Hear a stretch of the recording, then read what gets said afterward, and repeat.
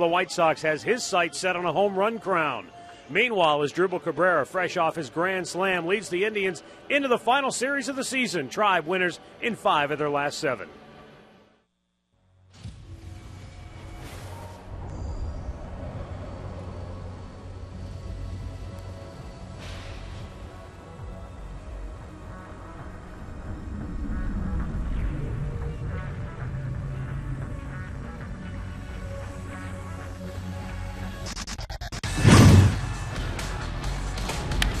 High drive, deep left, back is Gordon.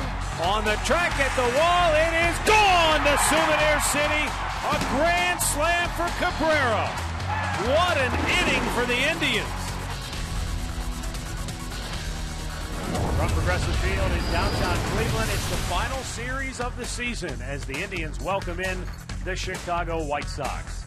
Hi again, everyone. Matt Underwood alongside Rick Manning. The White Sox, they are fading fast. They've lost 10 of their last 12, and in those 12 games, Rick, they're averaging less than 3 runs a ball game. What's happened to their offense? Well, they're a team built by the home run ball, the long ball, and if they don't hit it and with guys on base, then they're in trouble. You can see hitting with runners in scoring position, a 153 average over their last 12 games. They've been outscored 55-31, and with the starting pitching giving up a lot of runs early, hey, we've seen that before. So you know what? If you're not going to hit with runners in scoring position, and the times they have hit the long ball, it's been solo shots. Yeah, it's the old adage of live by the home run, die by the home run, and that certainly fits the Chicago White Sox, especially here late in the season. All right, let's take a look at our Nissan Road Ahead pitching matchup. Corey Kluber will go for the Tribe. Well, coming off a beautiful start against the White Sox in his last start, a career-high 7 innings, but he gave up back-to-back home runs to Brzezinski, Viciedo, and then he really settled in and buckled down, only gave up the 2 runs in his 7 innings, got his second win, and, he's going out there and he's starting to feel comfortable. If he can get through that first inning, he looks like he's going to be cruising. Get to a Nissan dealer for special offers on innovation that excites. The left-hander Hector Santiago going for the White Sox. He's been mostly used out of the bullpen this year. We'll see what he's got in a starting role here tonight. Yeah, he started against the Indians the last time out, had control issues, and, he started the year out as a closer. He's going to start tonight, and they've just been looking for starters, someone to fill in for him to try and give him some innings. With a win here tonight, the Indians can officially eliminate the Chicago White Sox from postseason contention. We've got the play-by-play action coming up next on Sports Time Ohio.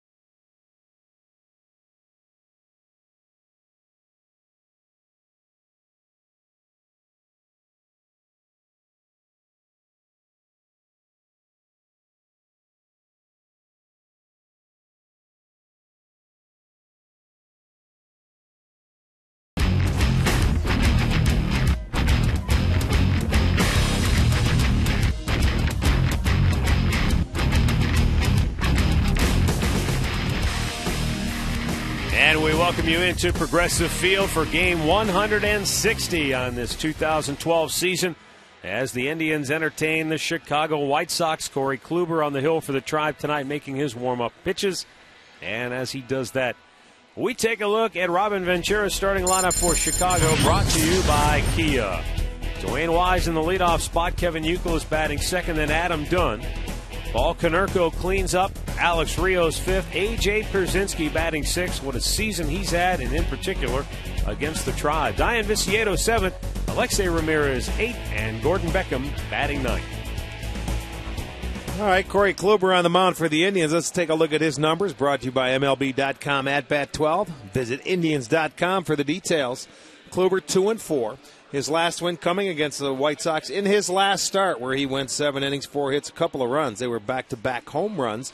Both his wins have been on the road, so he'd like to get one here before the season ends. Let's check the defense behind him tonight. It looks like this. Rotino on left, Brantley in center, Chu is in right, Chisenhall at third, Cabrera at short, Kipnis at second, Laporte at first, Santana behind the plate.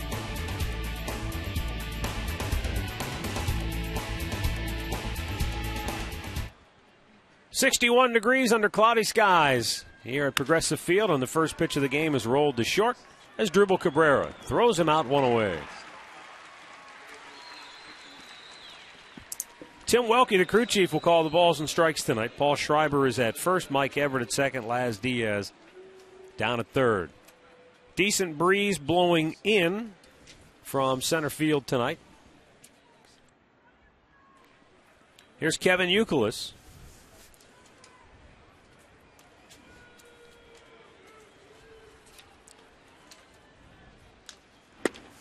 Man, he takes the first pitch, strike from Kluber. You know, you talk about the White Sox, their fall from first place, which they have spent 117 days in first place this year.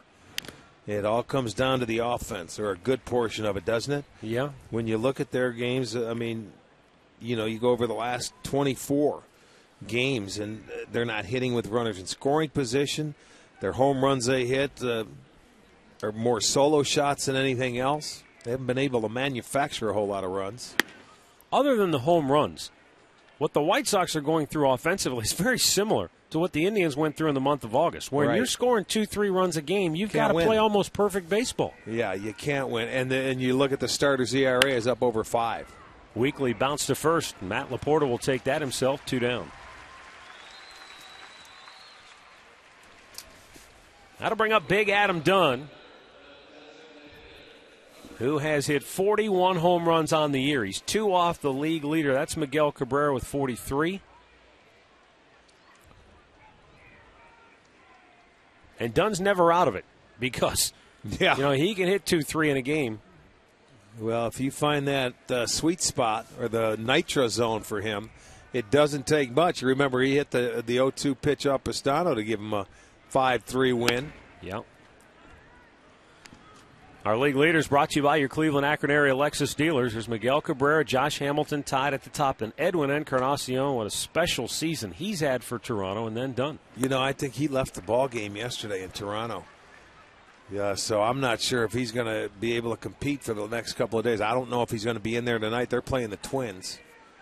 But I think he left the game with a... He is not in the lineup tonight, so he may be out. Good off-speed pitch from Kluber right there, 1-2 the count.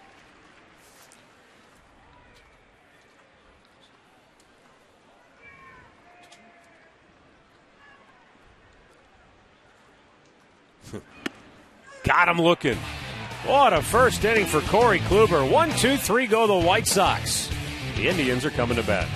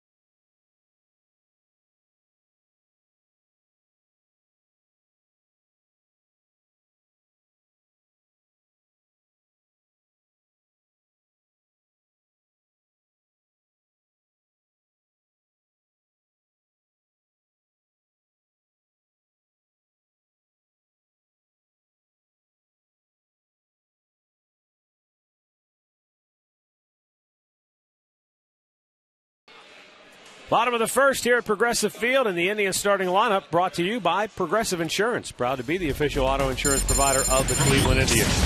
For Sandy Alomar tonight, it will be Shin-Soo Choo, Jason Kipnis, and Asdrubal Cabrera. And Carlos Santana, Russ Kanzler, and Michael Brantley. Matt Laporta, Lonnie Chisenhall, and Vinny Rotino.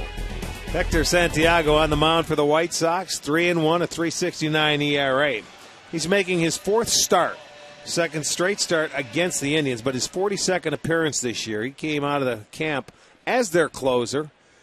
This guy, you don't know how long he's going to go. He's been a one-inning pitcher for most of the year, but he went 3 1/3 in his last start against the Indians, gave up 5 hits, 3 runs, but walked 4. Shin-Soo Choo riding a 10-game hitting streak, 17 for 43 with 10 runs batted in. Boy, what a weekend series they had against Kansas City. You talk about hits, runs.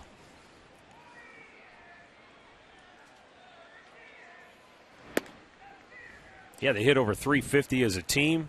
They raised their average 3 points in that weekend series, and you're talking with a ton of at-bats. At this time of year, it's hard to do. Grounded to third. Euclid throws out Choo, one away. Let's take a look at the Home Depot White Sox defense. It's a very good defense. They're tied with Seattle with just 69 errors. Viciedo in left, Wise in center, Rios in right. Euclid at third, Ramirez at short, Beckham at second, Konerko at first, A.J. Brzezinski behind the plate. More savings, more doing. That's the power of the Home Depot.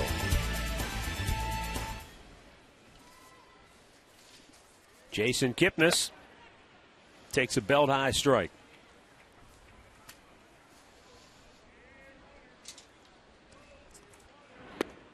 Jason 2 for 3 yesterday.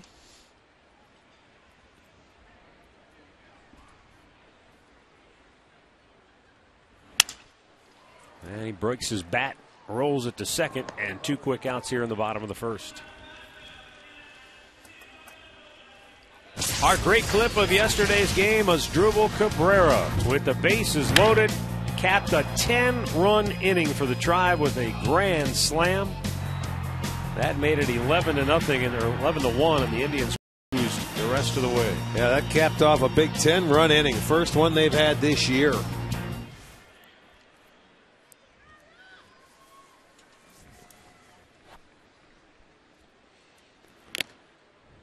Fouled back by Cabrera, 0-1. Asdrubal hit .303 in the month of September.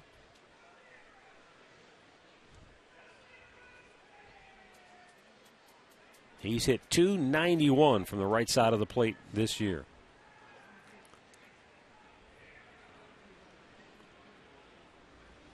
And it's funny, you think about the bulk of his power being from the other side of the plate, but yesterday, a grand slam coming. For right-handed. as much as he's hit from this side of the plate, he's been very consistent from both sides.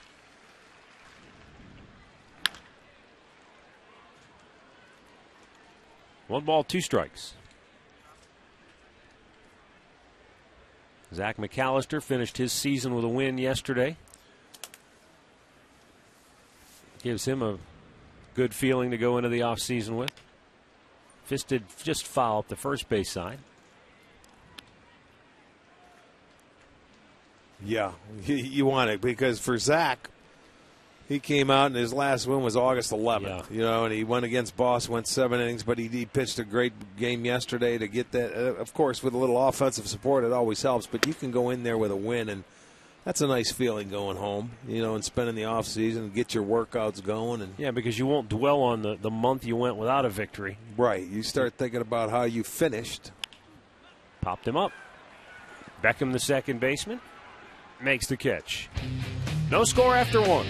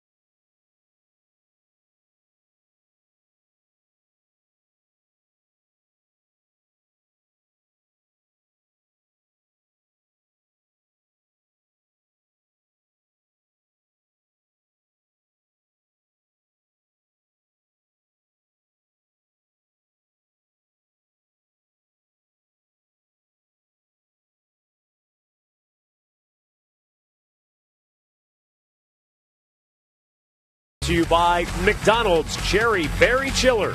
Cherry and raspberry flavors blended with ice and 100% fruit juice. By AT&T, the nation's largest 4G network. AT&T, rethink possible. And by your Northern Ohio Toyota dealers.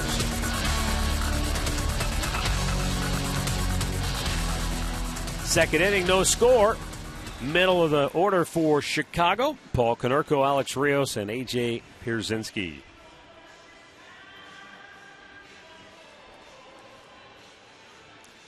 Paul Konerko's hit .297 on the year. He's 25 homers, 72 runs batted in, and yet he's played most of the season with a nagging wrist injury that it won't be able to be fully corrected until the offseason. There's some loose bone chips in there that he has to have surgically removed. But well, I knew when I saw the White Sox when we were in Chicago last week, this guy, they go as he goes. And this guy was not swinging the bat. I mean, he was swinging a lot of first pitches. He just didn't look like himself. Now, we've seen him hot before. We've seen him cold. But he was just the wrist has got to be bothering him. But you can tell he's a gamer. He's played his way through it. He did miss some time, I think maybe late June, early July. He missed some time. But you know, he understands his role on this club, and wild horses couldn't drag him out of the lineup down the stretch here. No, when he's right, he's I put him in that category. Cabrera being the number one guy. Konerko's right up there as a right-handed hitter, and the guy that just left town, Billy Butler, is right in there too as a right-handed hitter in this league. He also spent time on the DL with a concussion. Missed a week in August when he was hit by a pitch in the head. Line drive base hit to right field for Konerko, and the White Sox get their leadoff man aboard. The Subway sub prize on the line is the AL Central standings, and this is where it stands. The White Sox trail by 3, which, simple math, they need to win all 3. They need the Tigers to lose all 3 in Kansas City. Certainly not probable, but it's possible. Well, mathematically, yeah. We'll see. We're an hour ahead of that starting time in Kansas City tonight, so we may have an idea if they can beat the White Sox. They could put them out of their misery. Yep, that would do it. But they had in September, when you look at it, the opportunity was theirs. It was theirs to lose, and they pretty much lost it. Yeah. They finished September with a losing record. Only their second. What were they, 11-17? Yeah, they're only their second losing month of the season, but it came at the worst possible time. It sure did. But, you know, this is a team that I don't think a whole lot of people picked to be around there anyway when the season started. No. You know, they were really the surprise team, and the way Detroit was faltering throughout the course of the year and never took off, people were picking the White Sox. They jumped on that bandwagon. This guy had a turnaround season, Alex Rios, done. Rios lines it into right field, so back-to-back singles to right field. Chu comes up gunning to second, and Konerko just did beat the throw. That's the speed of Konerko that beat it out. He thought that Kipnis was going to make a play. Look at him laughing out there. He had to hustle, or Chu almost had him. That would have been a fielder's choice, 9-6. See, he thought Kipnis may have a chance. You see him coming into your picture, and Paulie's not blessed with speed. So he barely gets in there. He's into the Victor Martinez role. He was going back. That's a full sprint. That's a full sprint right there. Look at him. Someone had to be yelling at him. Now A.J. Pierzynski. First ball swinging. Sends one high in the air to shallow right field. One away.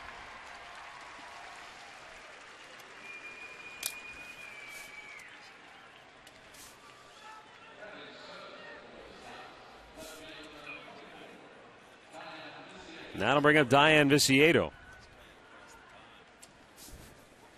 You talk about the White Sox, though, and how their expectations going into the season were fairly tempered.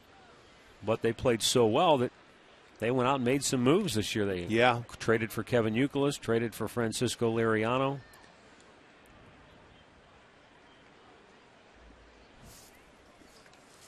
Yeah, they did add some players towards the end of the year as it was going on.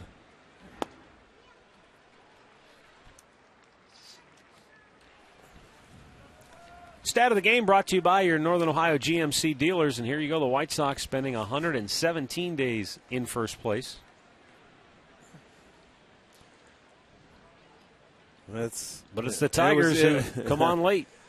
Yeah, they spent the wrong 117 days in first. If you could only spend one day in first, make it the last. But they've grinded out, and Robin Ventura, never having any managerial experience before, takes over the helm, and I think they've had a terrific year overall. When you sit back, all said and done.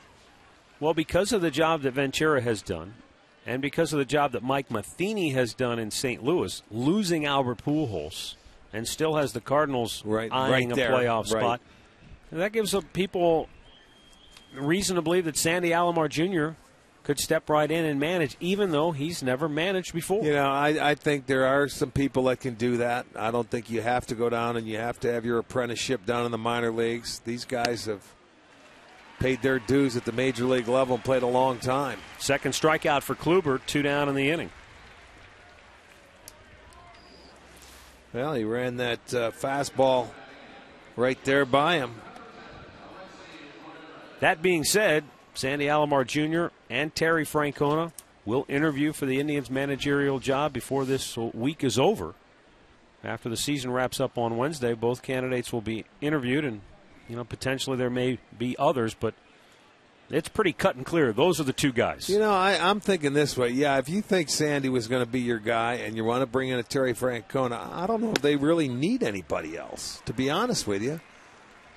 I think those are two pretty good candidates right there. Yeah. Are you going to find anybody better? I mean, why search? Why make it even longer? I think you got two pretty good candidates. Look at it, make your choice, and let's go. Kluber delivers. And a swing and a miss. It's 0-2.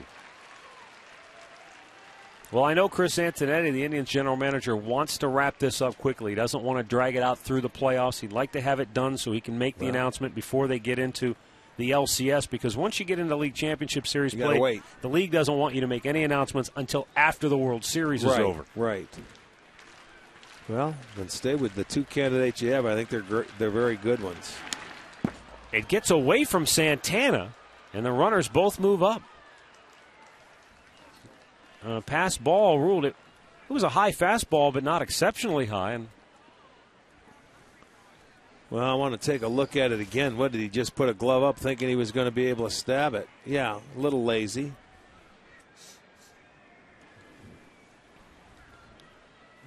Yeah, a little lazy. That's all there is to it. That ball gets back. Both guys move up.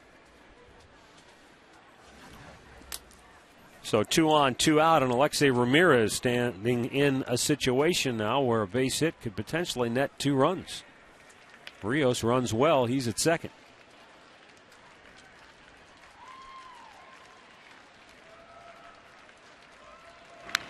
Got a piece. This has been one of the guys, though, we talk about runners in scoring position with the White Sox. Ramirez has been one of their clutch hitters. Rios and Ramirez.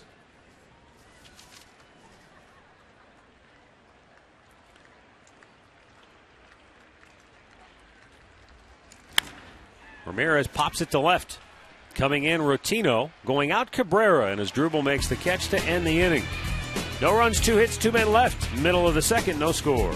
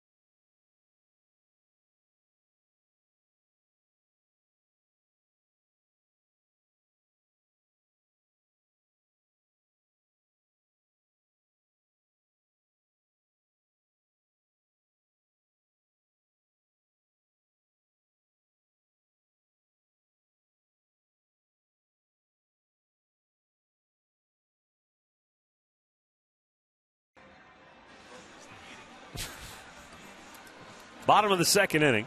Carlos Santana, Russ Kanzler, and Michael Brantley coming up for the Tribe. Hector Santiago set him down 1-2-3 in the first. And Santana takes a strike. Santana mired in an 0 for 10 slump. Well, this is the way they want to face him. When we were in Chicago last week, every time Santana came to the plate and somebody was on, they pretty much pitched around him, even though he still had a good series. Yeah, and he is out looking to extend his misery. First strikeout for Santiago, one down here in the second. Comes back, and this is a excellent break ball, or that's a screwball on the outside part of the plate. Look how he holds it. It's like a changeup. Remember we said he's got the screwball. He turns it over. It's like a circle change, but for him it's a screwball. That was a good pitch. That screwball puts a lot of extra torque on your elbow. Yes, doesn't it does. It sure does. I think that's why a lot of people don't even throw it anymore. What did that hit? Big chopper to short. Ramirez with a hose, and he throws him out. 2 down.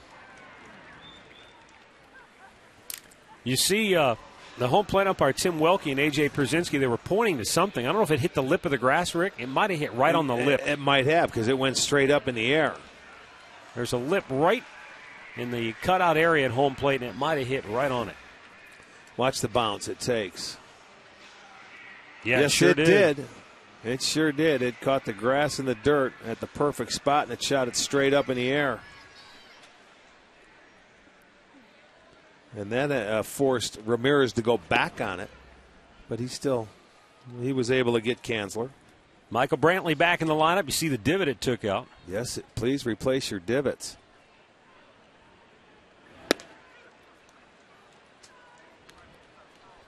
And Brantley down on the count 0-2. Santiago not showing any signs of the wildness we saw when he faced the Tribe in Chicago. 16 out of his 20 pitches have been strikes so far, and he just missed outside there, 1 and 2. He had thrown 8 consecutive strikes up until that ball right there. Brantley shoots it just foul at the third base side.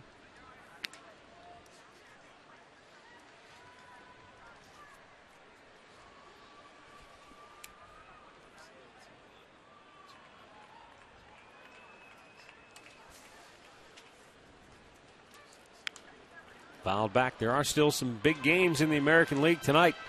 Baltimore is in Tampa. They're scoreless in the second. Boston in New York. They're scoreless also in the second. Orioles, Yankees, deadlocked atop the AL East. Of course, Texas and Oakland will play the final 3 games out on the West Coast. Oakland needs to sweep to win the West. They're 2 games out. Just missed outside and a full count. Pretty good pitch right there. Yeah, it was.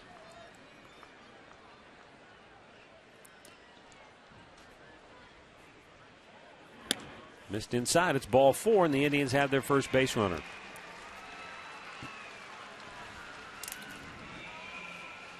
The injury report brought to you by Elk & Elk Serious Lawyers. For serious injuries, call 1-800-ELK-OHIO. And there you see for Chicago, it hasn't been a case of injuries leading to their downfall. It's just been subpar performance, really. That's all you can say. Yeah, they have nobody to blame but themselves.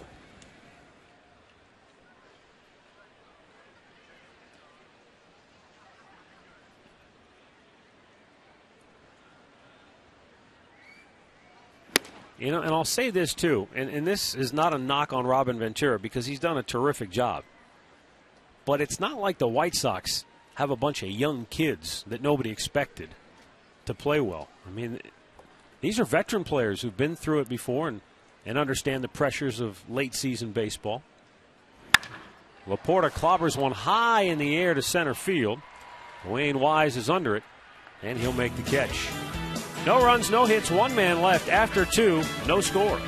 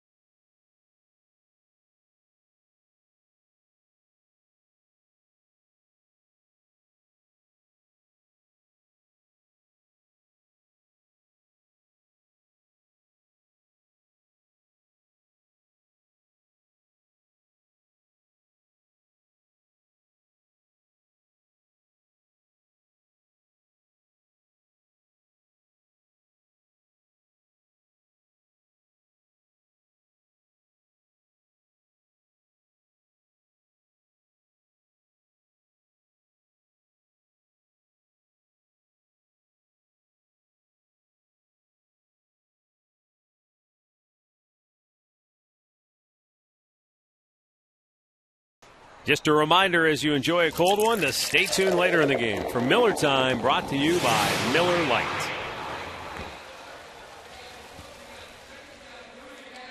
For Chicago, Gordon Beckham, Dwayne Wise, and Kevin Youkilis due up. There's a White Sox fan here in Cleveland, still holding out hope.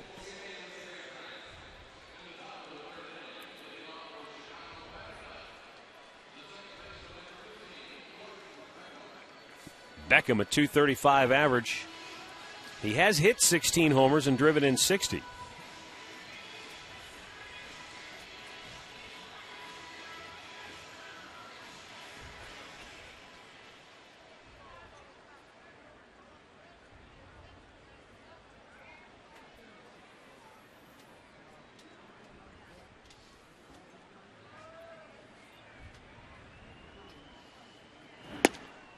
Kluber gets ahead with a first pitch strike.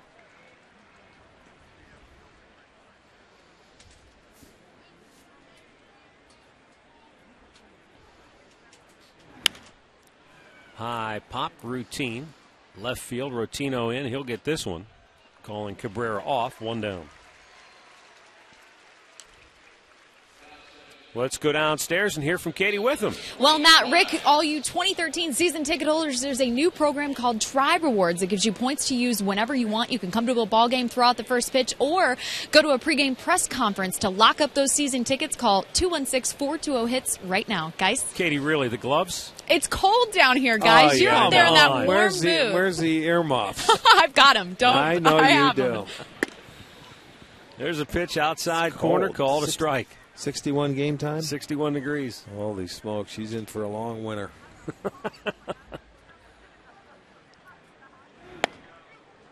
And Dwayne Wise looks at strike two.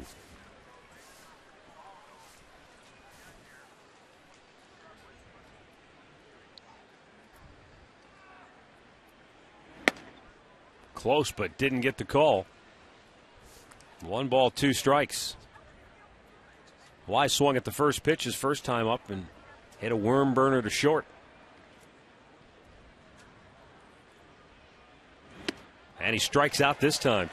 2 down in the inning, third strikeout for Corey Kluber. Our trivia question tonight brought to you by AT&T. The 1st of October. Yes, it is. Which 2 pitchers appeared in the most games in the 1990s? We'll have the answer to that one coming up later in the game. Okay, bullpen guys, let's think.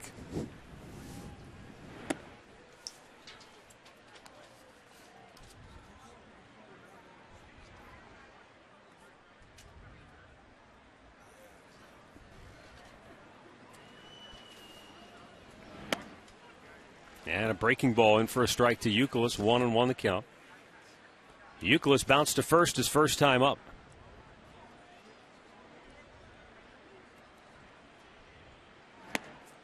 Fastball just missed. Pretty good location.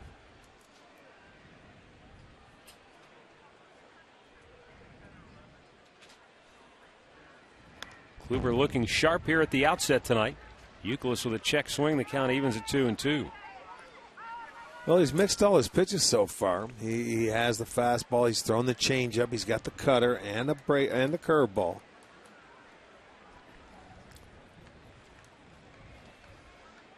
We talked to him after his win in Chicago, and that pitch right there, that changeup, he's starting to get a feel for it, and I like it. He's starting to get a little confidence with that pitch, and he's using it more and more, I think, every time out. And I think the one thing that he's learned from his experience in the big leagues this year is he needs to be able to use all his pitches right from the get-go. Yes, sir. He's Bounce done a to nice short job mixing it up. as Drupal Cabrera throws him out.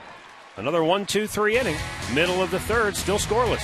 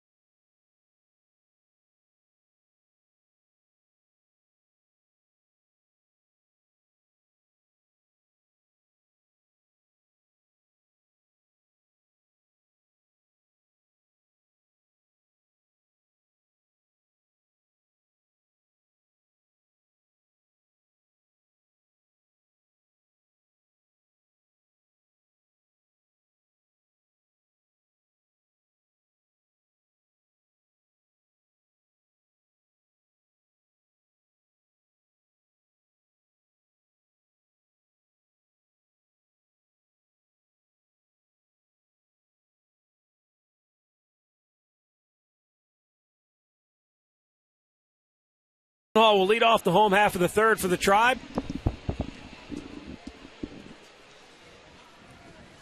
Then Vinny Rottino and Shin-Soo Choo do up.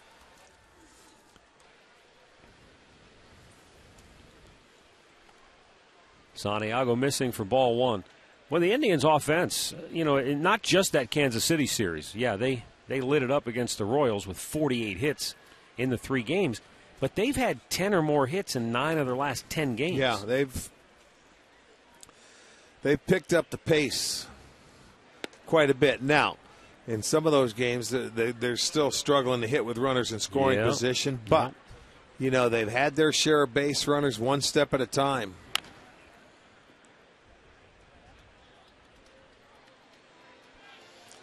And they have fared better against left-handers the last couple of weeks. And, Chicago, would they throw 3 at them last week? Remember, they threw Santiago at him and to move Chris Sale back a day. No, that was Peavy. Peavy meant because Sale wasn't going to pitch it. It was Jake Peavy supposed to start the last game That's we were right. there, and they started this guy. And it didn't really pan out because he only went 3 1/3. And then I think Peavy went the next night against Tampa and got beat. But, they were trying to push some guys back. They were tired. They could have used the extra day. And, if it works out, it's great. Chisenhall out looking. Second strikeout for Santiago. And, man, he looks like a completely different pitcher. Yes, he does. Than the guy we saw a week ago. Minor League Report brought to you by University Hospitals. Jared Gettert this season started out at Double-A, moved up to Columbus, hit over 300, belted 19 homers, former 9th-round pick.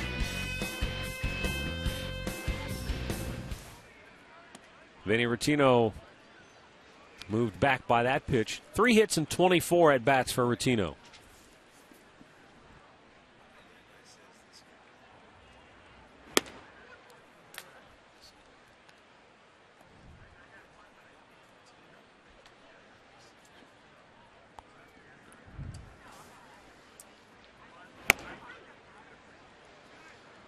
And Santiago jumps ahead, 1 ball, 2 strikes.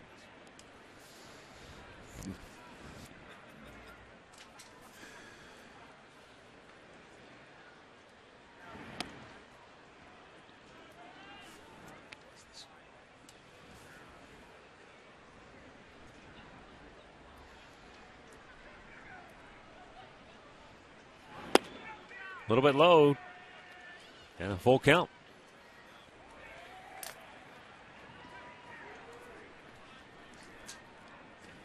Second full count for Santiago, but he comes back and strikes out Rottino.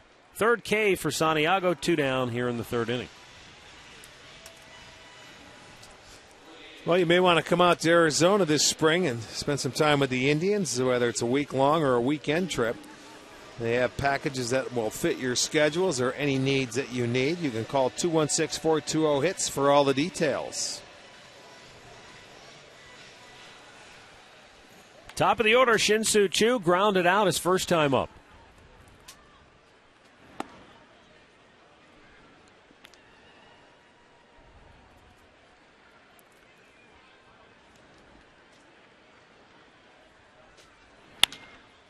Bangs it between first and second, and a 2-out single for Choo.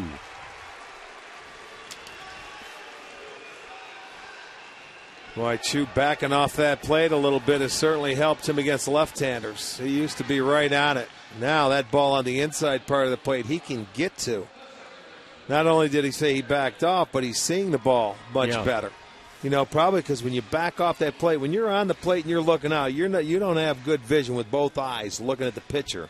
But if you back off that little bit, you can turn your head a little bit more and you really can see the ball much better, and he has been doing that. Now Jason Kipnis with a runner at first and 2 down. Snap throw, but Choo back with a dive.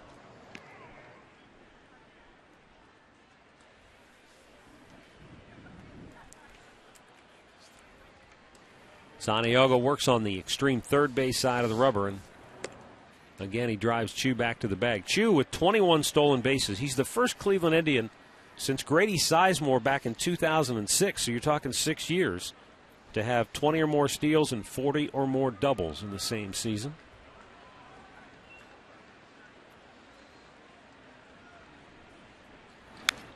Fouled back.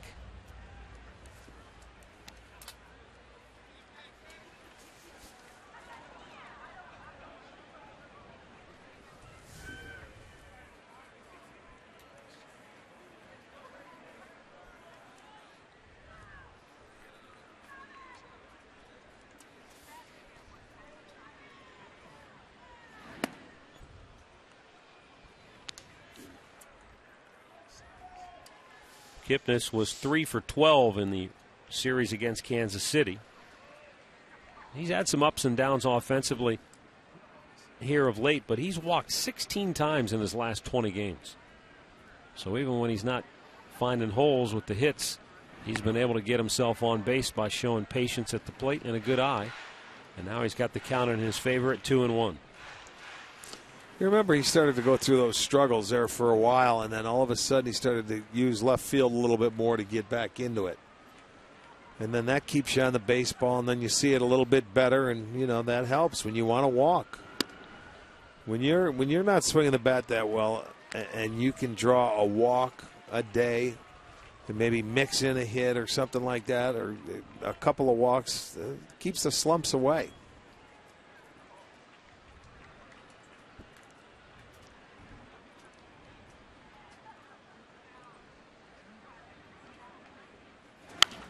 Popped back out of play. And that makes sense on a number of different levels, but the thing that jumps out for me is that when you're drawing walks, you're seeing more pitches, and the more pitches you see, the better chance you have of getting one that you can handle and really hit hard. When you're swinging first couple of pitches in an at-bat and you're popping out and grounding out, you don't get in that kind of frame of mind. Yeah, when you get after it early, you're right. Nice backhanded play by Konerko, and he robs Kipnis of a hit to end the third inning. No score after 3.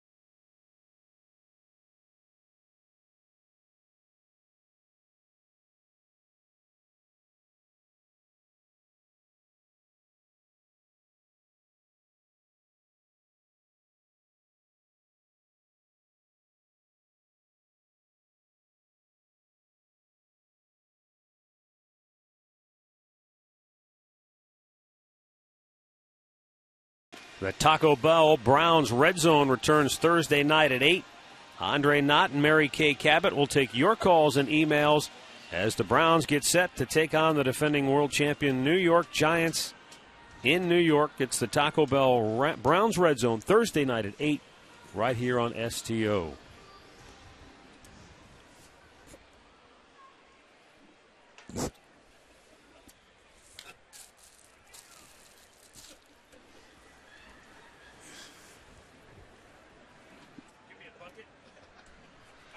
Adam Dunn, a swing and a miss at the first offering from Corey Kluber. Dunn was out on strikes, caught looking at a called third in the first.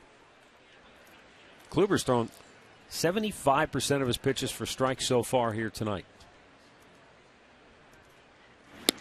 And Dunn is down on the count 0-2. Back changeups. He did that to Dunn in Chicago as well.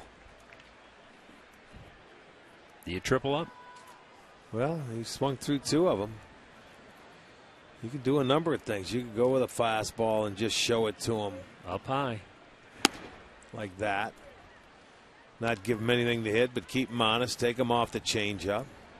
You could go with a cutter in or a slider away. You know, when you get ahead like that and he swings at both of them, you can do. There you go. That was about I think that was a fastball, straight fastball, or it might have been a cutter at 89. Maybe a little backdoor cutter. I don't like that because that's out over the plate, and if you miss, it gives him a chance. That's like that was a cutter. You can tell by the spin. Oh, just missed the outside corner with that changeup.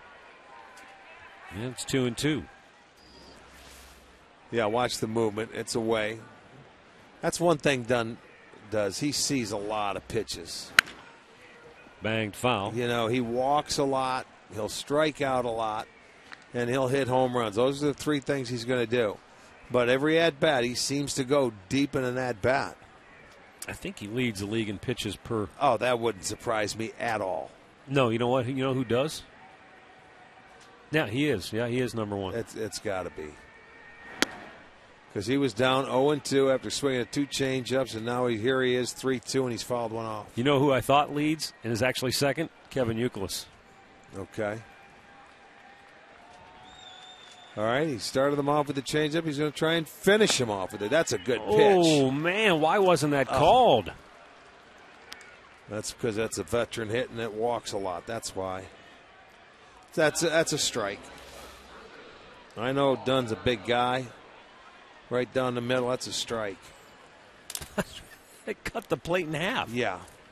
Right at the knees? Yeah, that's a strike, but the veteran got the call. So Paul Konerko will bat with the leadoff man aboard. Konerko single to right his first time up.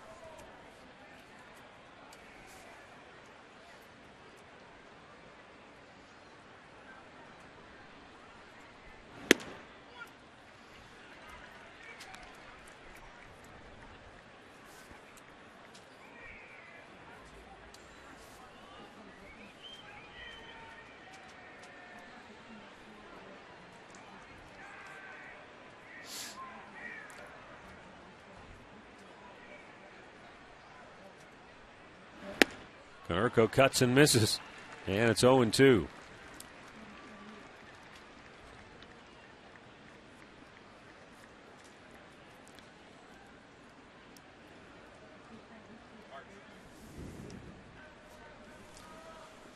Kluber tonight, 8-0-2, 1-2 counts, which is a good thing. Well, the walk to Dunn, only the second time he's gone to a 3-ball count in the game, and Konerko just waved at one in the dirt. 4th strikeout for Kluber, 1 down here in the inning.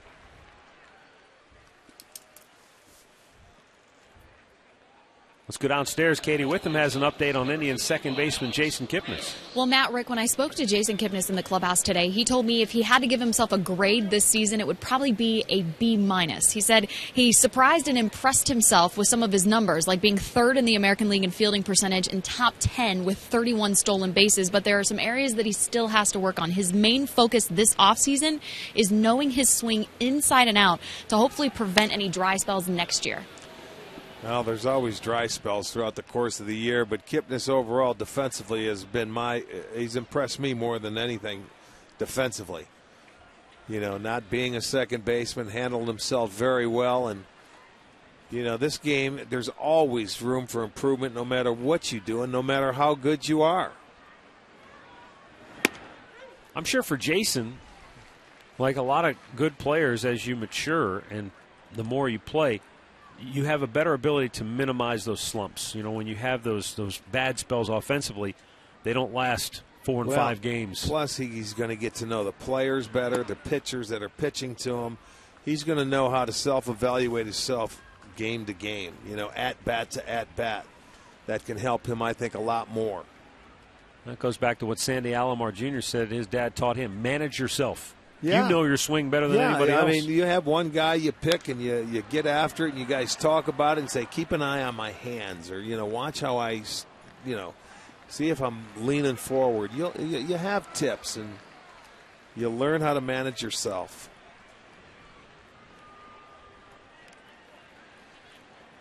Done at first with one out here in the fourth, and a 1-2 count on Rios.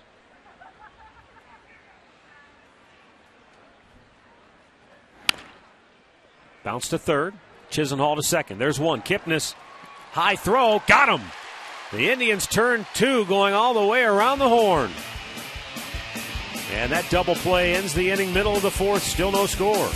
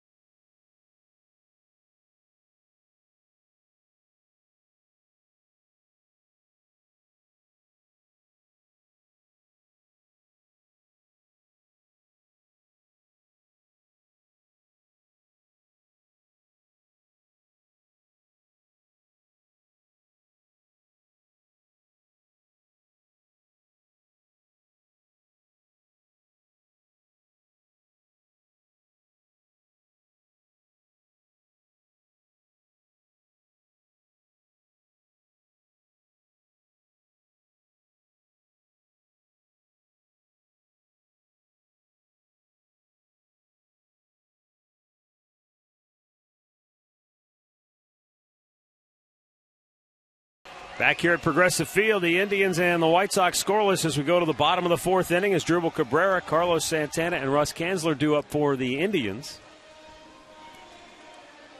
So far, Hector Santiago has given up just one hit. He's walked one. He has struck out three.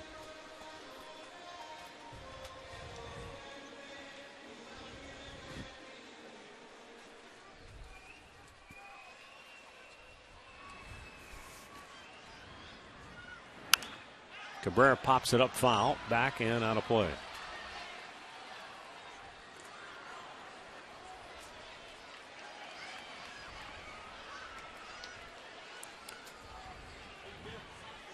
A.J. Pierzynski once again logging a ton of innings behind the plate, over 1,000 innings.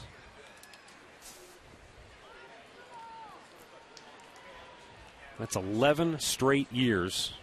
And he's caught 1,000 innings. Cabrera hit by the pitch. And as Drupal, he's shaking that hand, and they're going to take a closer look at him. A.J. Pierzynski arguing with Tim Welke that he thought the ball hit the bat, so Robin Ventura is going to come out and have his say. No, you don't fake that. You see, that's not good when you come up here and it gets like that and you have a tough time taking the glove off. That might have gotten a knuckle. On the bottom hand, he's leading with that hand. Watch it. Gets a knuckle. Ouch. Out on the pinky. Mm-hmm. And the second finger, I think, the ring finger. No, that hurts. You can argue that the hand's part of the bat, but it didn't look like it had a whole lot of bat. It went straight down. They do have the glove off. Look at it. Can barely touch it.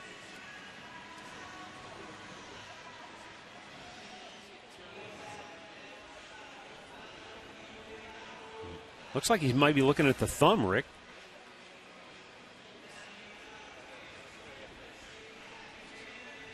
Hard to tell, isn't it? If it got underneath, it might have got him on the thumb. That's hard to tell. Looked like the ball was just below the hand. They slow it down, but yeah, he's definitely looking at the thumb. He said he's all right. Just give him a minute.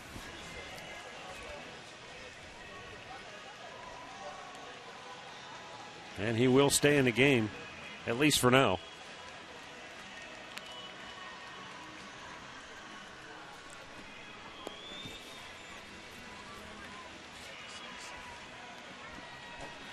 Well, the good news for Cabrera, it's not the throwing hand. That could cause you some problems if it swells up at all.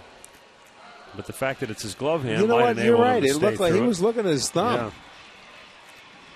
That's hard to get your thumb down there. It had to be a perfect. Just came right underneath his hand.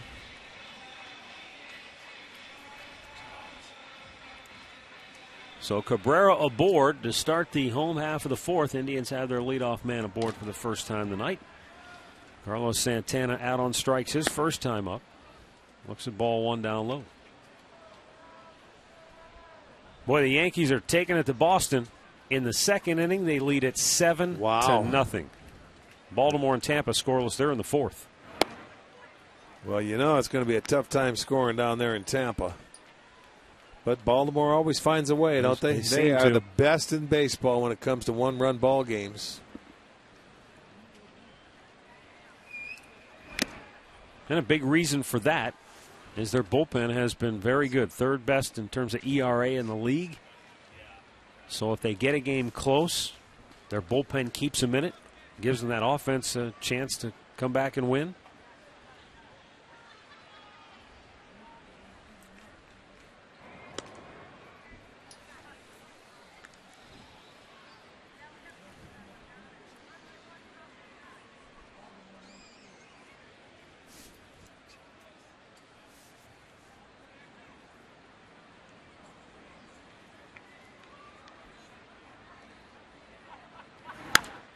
Fouled back.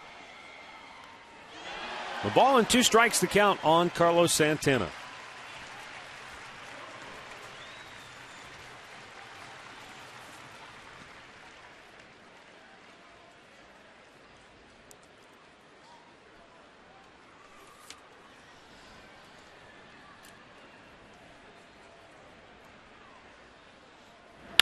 Right back to Santiago. He'll go to second for 1.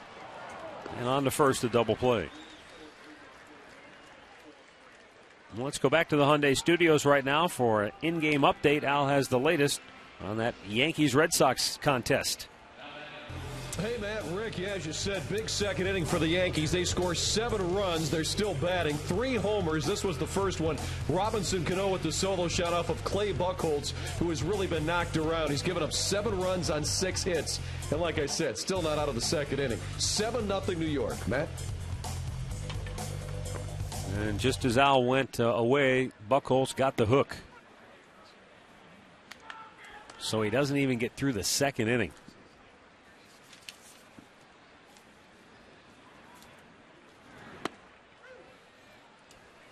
No balls, 2 strikes. 2 down here in the fourth. Russ Kanzler grounded to short his first time up.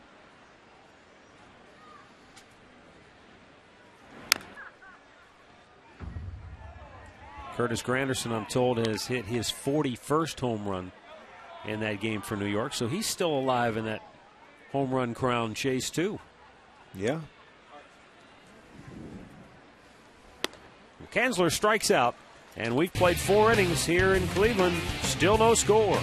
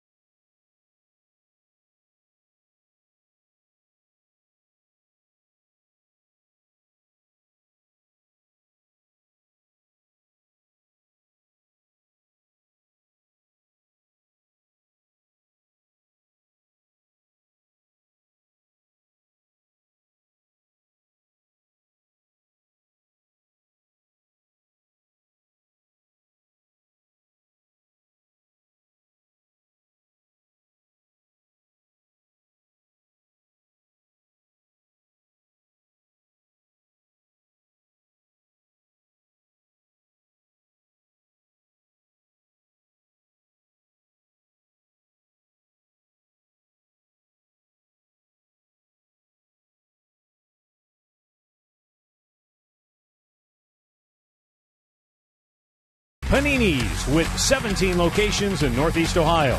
By Levin's, home of the Sealy Posturepedic mattress made right here in Northeast Ohio. By Kia, Cleveland.com. And by First Merit Bank.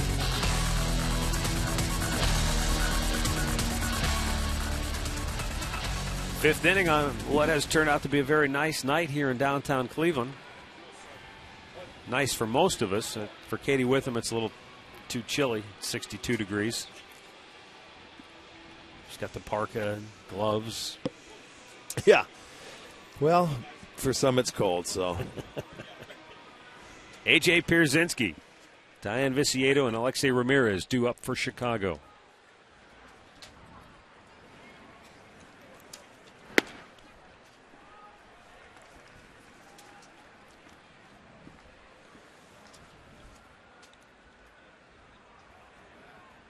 The 0-1 to Pierzynski. Out of play. Wow.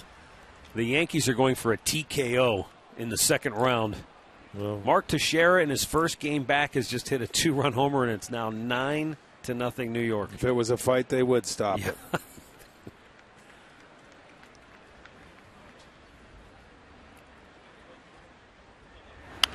Out of play. I want to send along birthday wishes. Edna Barnes, who resides in Uniontown, Ohio, will be 101 years old. It's after the season's over. She's a diehard fan, so we just wanted to bring her name up, say hello. Yeah, Edna, absolutely. happy birthday.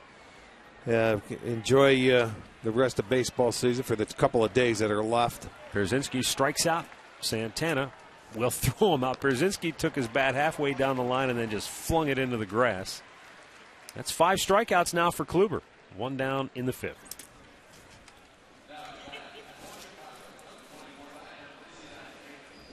Pierzynski, who fly to right on his first swing of the night. Watch him take the bat down, and that's he didn't know what to do with it. Yeah, I've seen him do that 100 times before. Diane Viciedo struck out his first time up.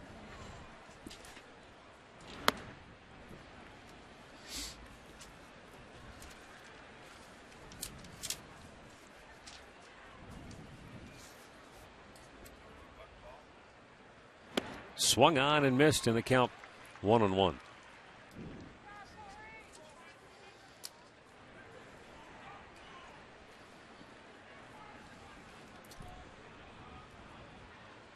A little bit low, 2-1. Tampa has grabbed a 1-0 lead in the 4th inning against Baltimore. Ben Zobrist with another home run. Popped up on the infield. Kipnis will have that 2 down. Hey, tonight, after Chuck's last call, join Jim Donovan, Tony Grossi, and Coach Sam for the GMC Berea Report. They'll have all the latest news from Berea as the Browns prepare for what would appear to be a monumental task going into New York to face the Super Bowl champion Giants. The GMC Berea Report tonight after Chuck's last call right here on STO.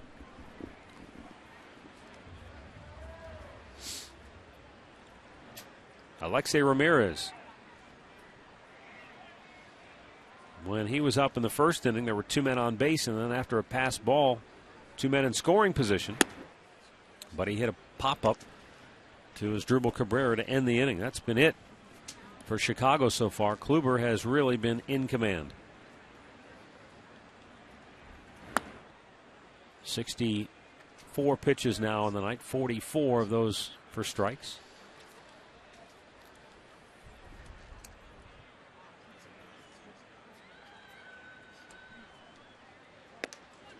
And that fastball is in there, 2-1.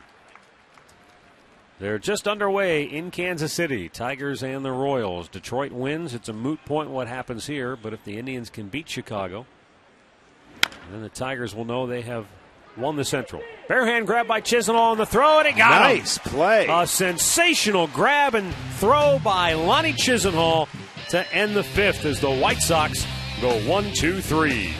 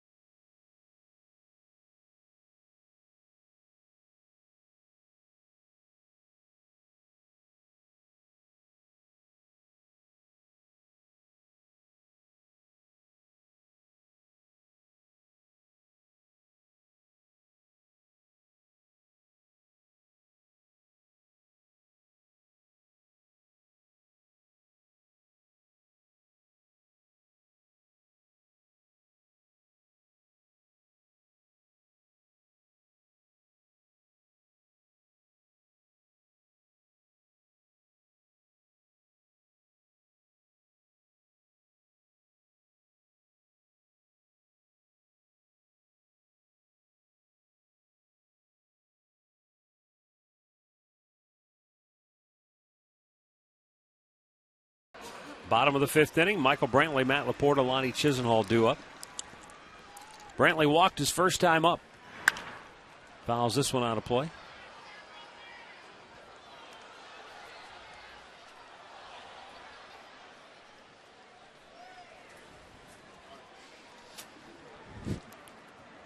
Michael currently with a 7-game hitting streak. Even though he's missed a bunch of time here lately with a groin injury, but even when he was inserted as a pinch hitter, he was still able to come through for the Indians the other night.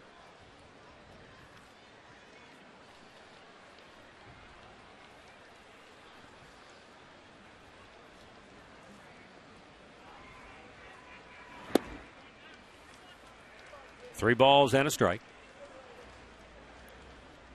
Santiago walked Brantley his first time up. The only walk he's issued so far tonight. He, like Corey Kluber, has thrown a lot of strikes.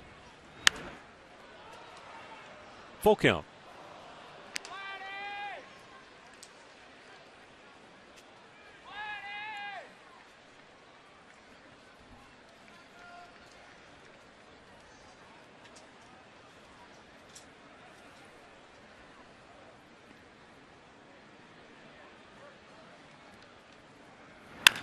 Right back to Santiago. Wow, he just nice stuck play. his glove, went up there, went right in it. One down here in the 5th. And watch, he just puts it up in the air. He didn't have to move. Right into the glove. Stick it up. There it goes. Field your position. Save you some base runners, won't it? Now Matt Laporta, who flied to center his first time up. Off-speed pitch for strike one. Well, this guy is certainly different than his last start when we were back in Chicago. He's thrown, a lot more strikes than balls. He walked 4 his last start. Well, he seems to be in a good rhythm. Yeah.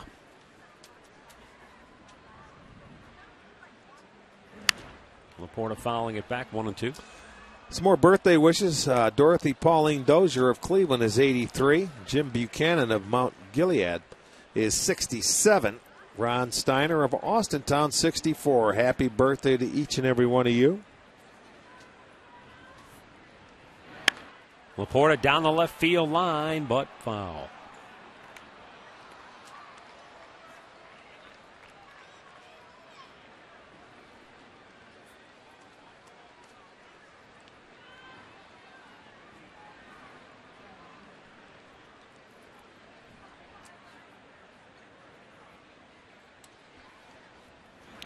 Strikes him out on the 1-2 pitch, and that's 5 Ks for Santiago. 2 down here in the 5th. Well, Lonnie Chisenhall has swung a very hot bat of late for the Indians, but he's also been very good defensively. He's made some pretty good plays, and this one was second to none. No siree, a very good barehanded play to get Ramirez. This is going to be our McDonald's. I'm loving it. He came in and was do or die, man. He made the clean grasp of that baseball and threw it across all in one motion. It was a very good play. Remember yesterday the play he made on the bouncing ball where it was off to his side and it was a short hot pick that he made.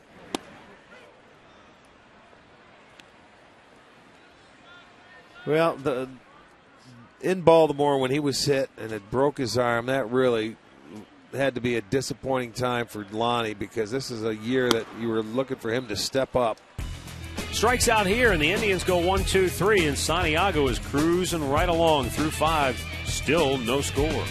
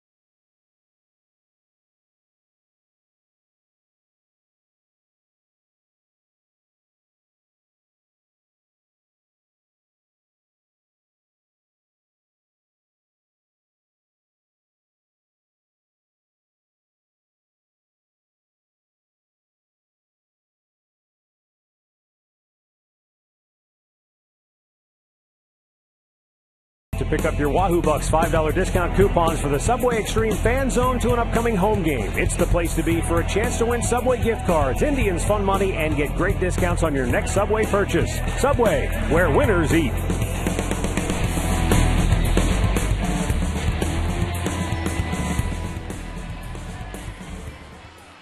No score, 6th inning. Terrific pitchers duel so far. Both guys throwing a lot of strikes. The White Sox have 2 hits. The Indians have just 1. And both guys are getting ahead of the hitters, and that's the name of the game in pitching. Kluber, 12 out of 17 first pitch strikes. Santiago, 13 out of 17 first pitch strikes. And Gordon Beckham, a swing and a miss. Fly to left his first time up.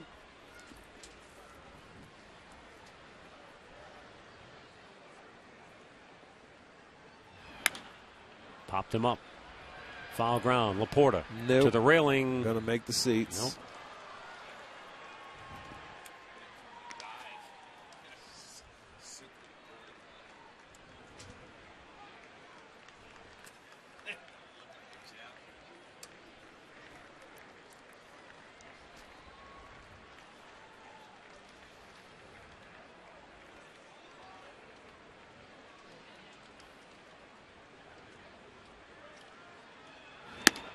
A little bit too high. The White Sox, more of the same for them tonight. They've come into this game with 10 losses in their last 12 games, averaging less than 3 runs per contest. Hey, there's only 3 hits in this game. I mean, these pitchers, Kluber gave up back-to-back hits, in the second inning, and that's been it. The Indians have 1 hit. It was a 2-out single by Chu in the 3rd. They have been in command. Slowly chopped to third. Chisenhall fires it over. And Laporta hauls it in for out number 1. Our game recap brought to you by your Northern Ohio Toyota dealers. If you're a fan of pitching, it's been a good one to watch. Corey Kluber, 2 hits, 1 walk. He has struck out 5 in his 5 innings of work. And for Hector Santiago, just 1 hit, 1 walk, and he's punched out 6.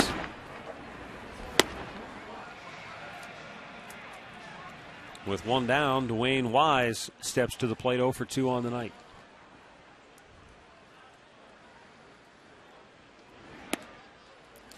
For me, Kluber is pitching a little more tonight. He's using all of his pitches, and he's been doing it earlier. Yeah. First time through the lineup, he had 4 swings and misses. Second time, he had 8. Normally you'll see hitters make the adjustment, and they get maybe a little better that second time through as the batting averages and everything shows. But tonight he's been a little different. He's going out there, I think, with a little more confidence. Fouled out of play. 2-1.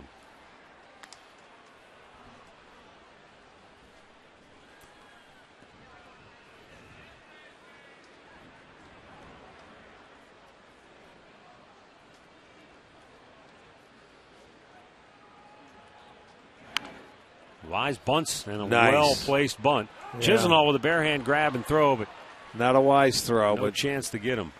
That was a nice backup by Kipnis for Chisenhall. Just put it in your pocket. He beat you. And I'll tell you, 2-1 count.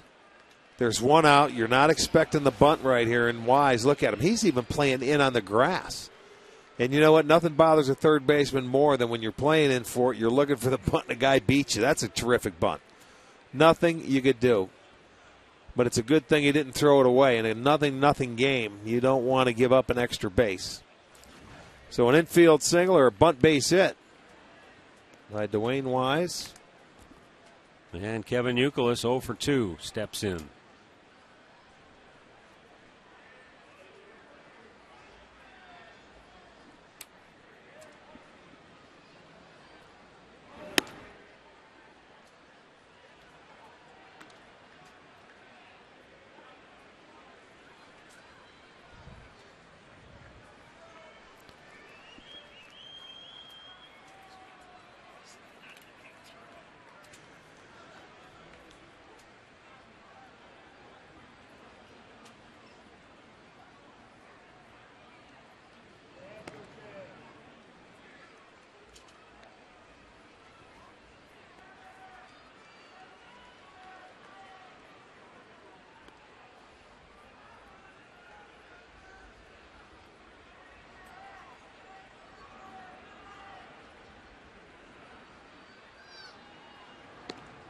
Wise back easily.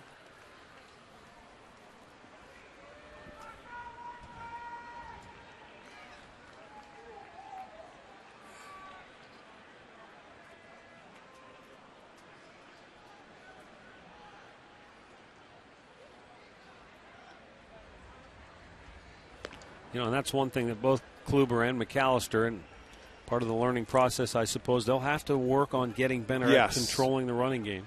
There's no question. The way they've been running on these two guys, there's without a doubt everybody in this rotation has to take note.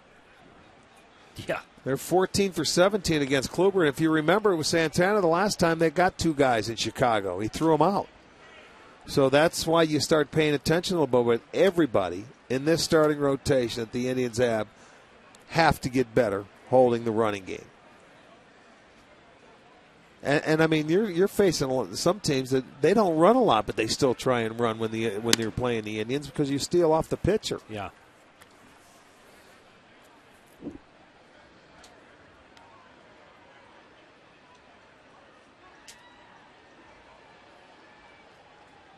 Kluber has fallen behind. Euclid 2-0. Well, I don't think he'll take off. They may wait to a 2-1 count. Let's see. Euclid wants to swing. I know that. You can start him here now, too. Because Kluber has been throwing strikes. It's not like he's been missing the strike zone. He's back into it. He doesn't want to go 3-1, so. 7 ground ball outs for Kluber. And I remember in Chicago, it wasn't Wise leading off, but somebody took off. When this guy was hitting, and he swung anyway instead of giving him a chance to steal a base. Fouled the other way. It's 2-2, and Wise was not moving. It was De Asa who was leading off back in Chicago. That's who it was.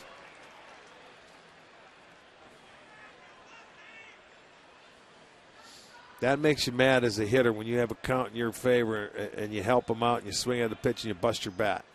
That might have been in off the plate. Double whammy? Yeah, you don't want to give up a bat when you have the count in your favor.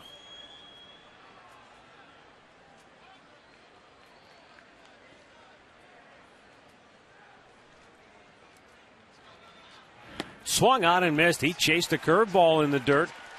And that's the 6th strikeout for Corey Kluber tonight, 2 down. Let's go back to the Hyundai Studios once again for an in-game update with Al.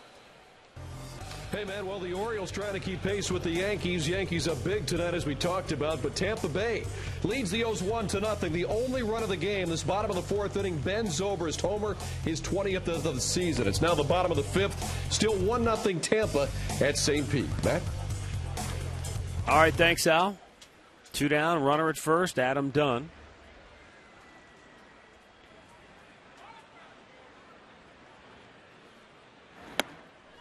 Takes a strike, and Jason Kipnis is playing shallow right field. With the shift on is Drupal Cabrera over on the second base side of the bag. Lonnie Chisenhall slides all the way over to shortstop. The 0-1 to Dunn. Snap throw to first, and Wise back quickly.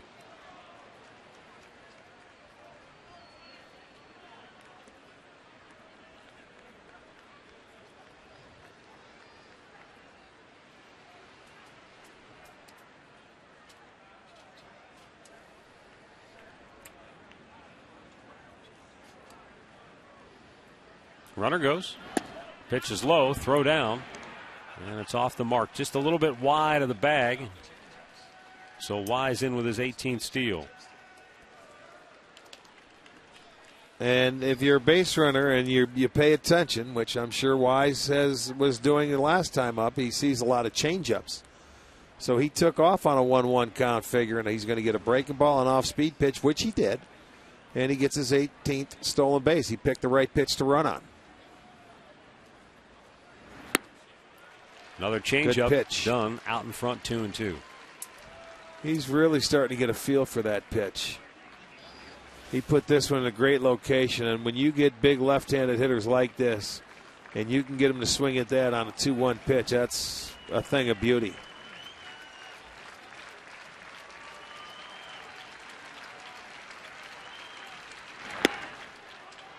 Missed low with his fastball and a full count.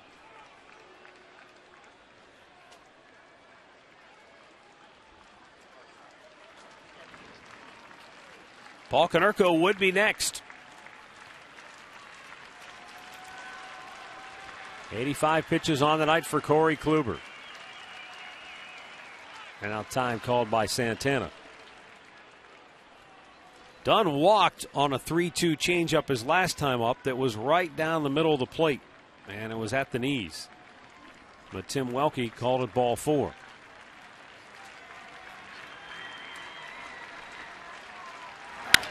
This time he lines it up the middle for a base hit. Brantley charging. Wise coming around third. Here's the throw, and it's cut off. And the White Sox take a 1-0 lead on the 2-out RBI single by Adam Dunn, his 95th run batted in on the year. And the stolen base pays big dividends for Chicago as they strike first. Well, and they get a hit with a runner in scoring position. He got a fastball. He went with the 3-2 fastball thinking you were going to trick the big man. He didn't. He was ready for it. He didn't try and hit it out of the ballpark, though. He just put a good swing on it. Brantley comes up, not going to get him. Wise is going to score easily. They cut it off, so it's a 1-0 White Sox lead.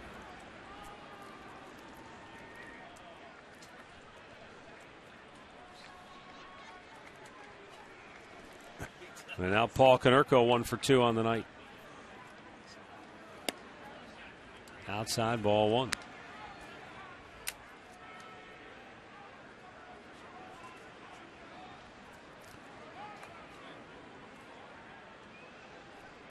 Going to get some activity in the Indians bullpen now.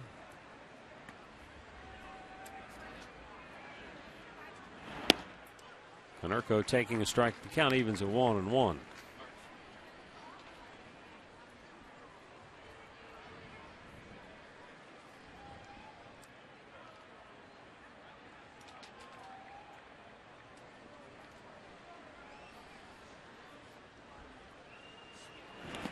Good block by Santana.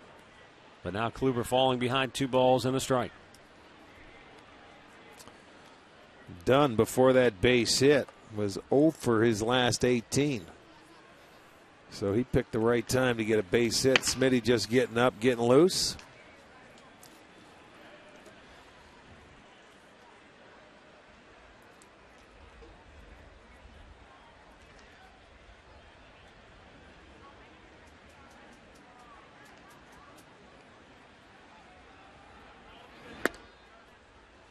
It's inside, 3-1.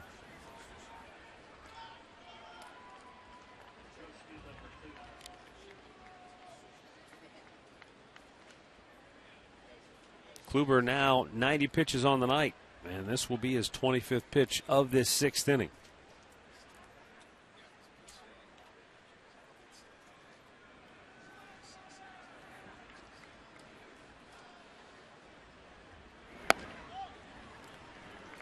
And that walk pushes Adam Dunn into scoring position. 2 on, 2 out for Alex Rios.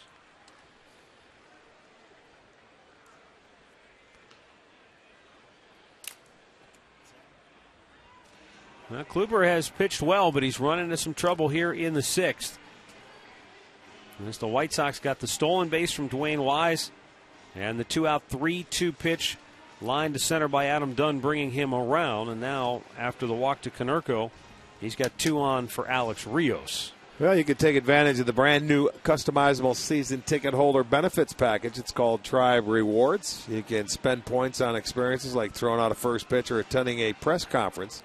For more information, call 216-420-HITS.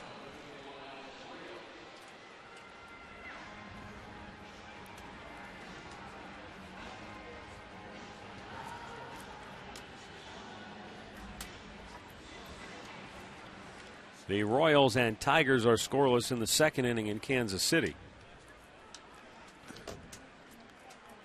Alex Rios 1 for 2, singled his first time up, hit into a double play his last trip. And that's high for ball 1.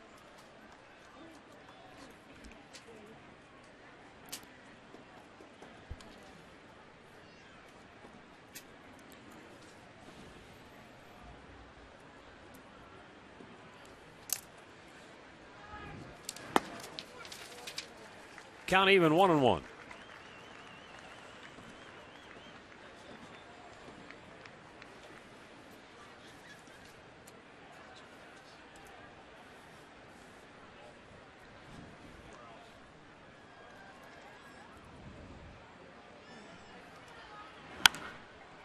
Back out of play. And the count now 1-2 on Rios.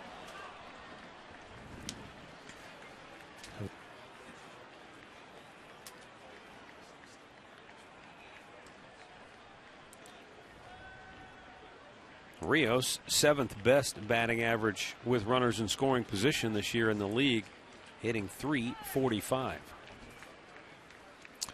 Well, Rios, like I said, he and Ramirez have probably been their 2 best with runners in scoring position. This guy likes the ball down out over the plate. He'll shoot you to right center field. He's a good low ball hitter. Curveball a little high. Breaking ball. 2-2. He's turning around. He's had a very good year. A little high on the breaking ball.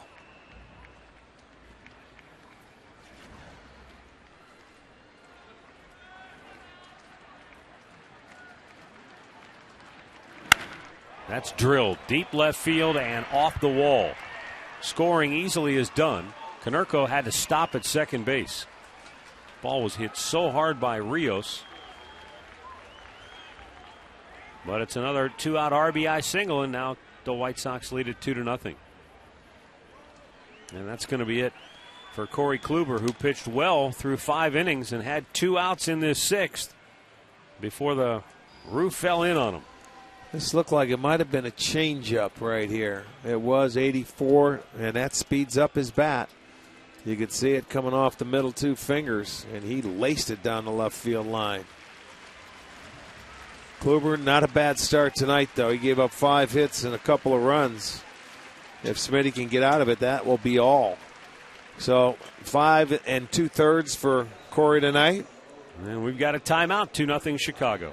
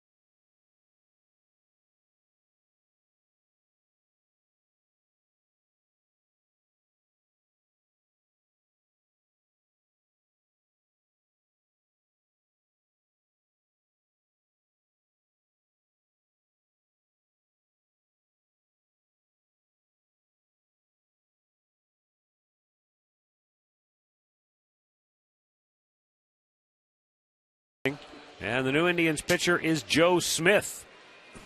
After Corey Kluber went 5 2/3 tonight, Smith on for the 71st time, 7-4, 3.05 ERA, 52 strikeouts, 25 walks in the 65 innings of work. He'll be facing left-handed hitting A.J. Pierzynski, who is 0 for 2 tonight.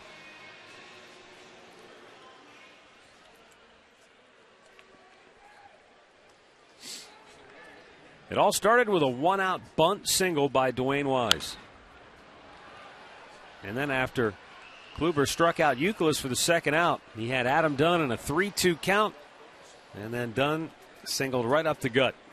And then he walked. And then he just seemed to lose it. He walked Konerko and then fell behind Rios, and then Rios lined a pitch off the wall. But like you said, a 1-out bunt, stolen base, little ball, set up the inning. Mm-hmm. And they got a couple of 2-out hits, and that's what you have to do. And that's what has been missing for Chicago in the last 2 weeks. Manufacturing a run or two, and they've done that in this inning. Bounced up the middle, and a seeing eye single glances off the glove of Kipnis. That is going to score Konerko, and Rios will go to third. 3-0 White Sox.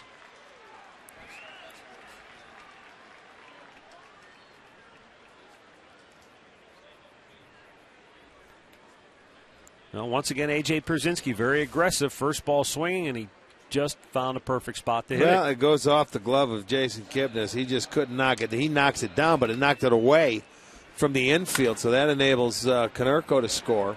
He just couldn't get there. It had some pretty good topspin to it.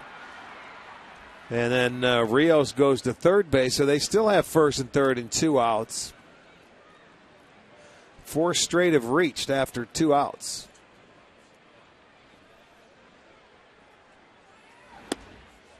Diane Viciedo, the 8th man to bat in the inning, 0 for 2 on the night. Takes low, ball 1.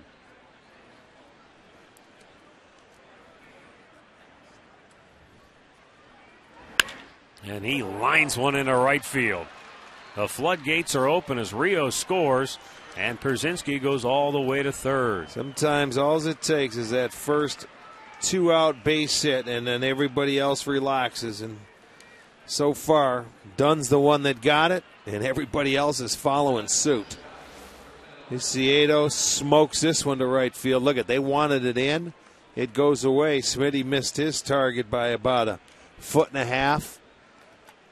So it gives him a little swinging room. He slices it to right field. 7 hits now for the Sox, and 4 runs are on the board. And they've batted around. Alexi Ramirez, the 9th man to hit, 0 for 2 on the night.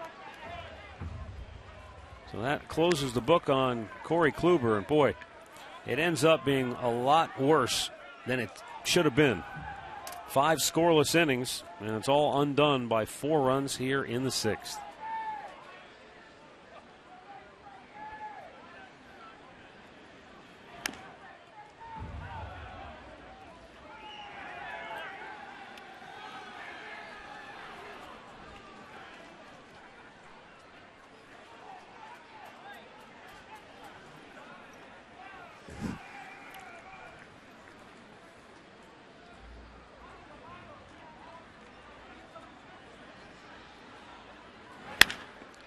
Smash to short. Cabrera will go to second for the inning-ending force. White Sox bat around, score 4 times. They now lead it 4-0.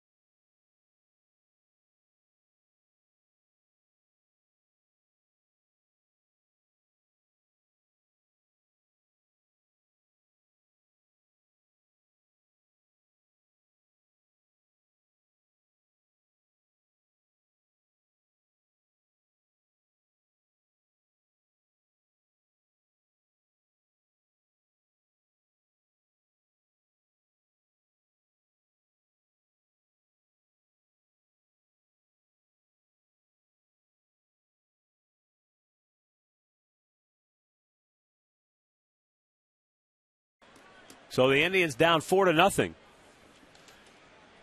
White Sox keeping their flickering playoff hopes alive. White Sox lead it here. The Tigers and Royals are still scoreless in the third inning in Kansas City.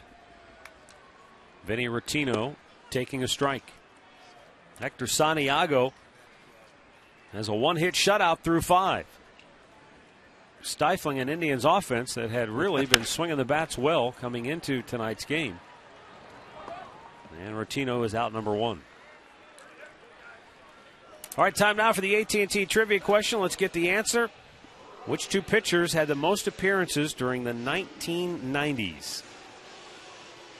Well, they were teammates here in Cleveland. Mike Jackson and Paul Ossenmacher pitched in 644 games each during the 1990s. What a tandem, huh? And what really makes this interesting is Paul Ossenmacher tells the great story. When he was pitching here in Cleveland towards the end of his career, he was sitting out the bullpen one day, and he told the guys, he goes, the only thing that I've never done in my career is I've never been ejected from a game. So one day, the Indians are playing, and they're getting beat big. Well, he's so quiet anyway and so mild-mannered. And because they were getting beat big, they used a lot of pitchers. He comes into the game and throws a couple of close pitches, and Tim McClellan is the home plate umpire, and after ball 4, he came off the mound and said, "What's going on? Where's that pitch at?" And McClellan said, "What? Hey, you're out of here." And he tossed him. Is that right? 'Cause the only guy left in the Indians bullpen was Mike Jackson. No kidding. So if Ossenmacher hadn't been ejected from that game, the record would have been his and his alone. That's a good teammate. That's a great story.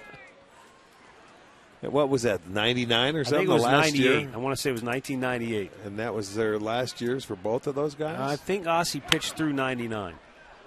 But, no, Jackson pitched into the 2000s. But yeah, that was, Ossie said that one game, because the only guy left was Jackson. If I'd have just pitched the rest of the game, Jackson wouldn't have had that appearance. Well, what a tandem. Paul Ossenmacher, boy, he was some kind of good left-hander, and he was as quiet as the day is long and still is to this day. And durable. You talk about durable, take the ball. Boy, the matchups he had with the left-handers, let's say Ken Griffey Jr. and Mo Vaughn and the guys that he would, any of the Yankees that would come Paul up. O'Neill. Yeah, I mean, he was a terrific left-handed reliever. And as Chu chased that pitch for the 7th strikeout of the night for Hector Santiago. And Mike Jackson was the same way. Right-hander would take the ball, and whenever asked, I mean, you pitch 644 games in a decade. That's showing up over 60 appearances a year. Yeah, for 10 straight years. Yeah, well. We talk about guys that have done it 3, 4, 5 years in a row and all the wear and tear, and those guys were doing it for a decade and then some. Ossie was a guy. And matchup guys, and Jackson ended up, he closed some. He closed here for a couple of years. Yeah. Well, Paul grew up in Michigan, and if I remember right, he wasn't drafted. He was a guy who, and if he was drafted, it was late. He started with Atlanta. And yeah, I know in the late did. 80s, and they weren't very good, so he got an opportunity to get to the big leagues with them, and as they say, the rest is history. Jason Kipnis taking a strike.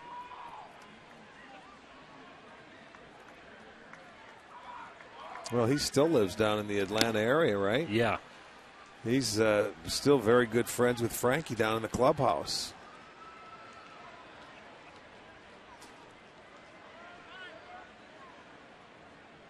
Yeah, he was not drafted. Signed with the Braves in 1983. Jason Kipnis takes a call third. That's 8 strikeouts now for Santiago. Kipnis doesn't like it. The Indians go 1-2-3.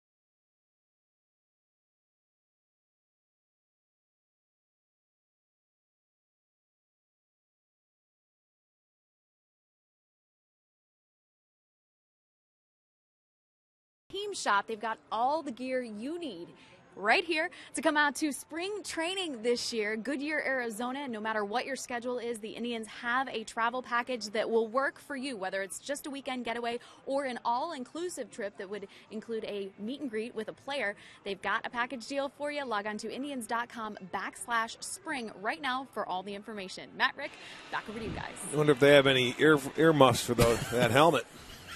Got to wear double ear flaps, Katie.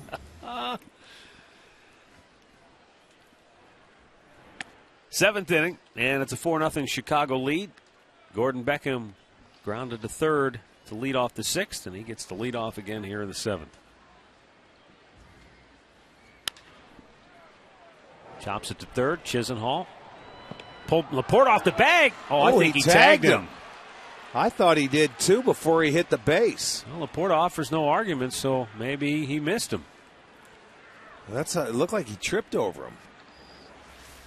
We'll get a look. The throw brings Laporte off first base. He comes off. Now watch if he tags him. Has it in his glove. I guess maybe he just missed him. I guess he brought it up. I thought with him trying, he was dodging the tag. He probably didn't tag him. So that'll go as an error on Chisenhall.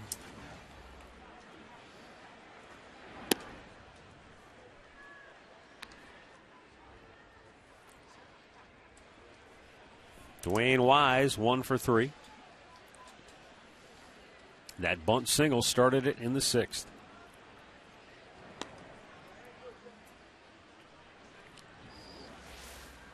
See if he tags him here. He must not have. Nope. No, he didn't. He did not tag him. See, when Beckham got out of the way, I thought he tagged him. That's why he moved. I thought maybe that's why the ball moved in his glove, because he made contact with him. But the fact that Laporte offered no argument at all told me he must have missed him. Well, and that's a pretty good job for Beckham to get out of the way.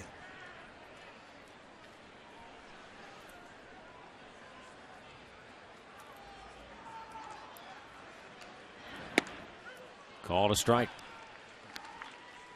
1-2 the count.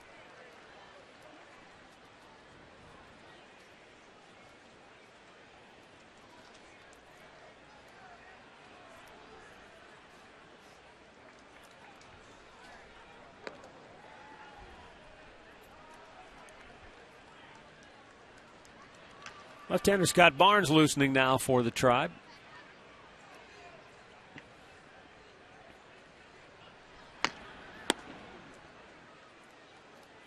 And it's now 2-2 for Dwayne Wise.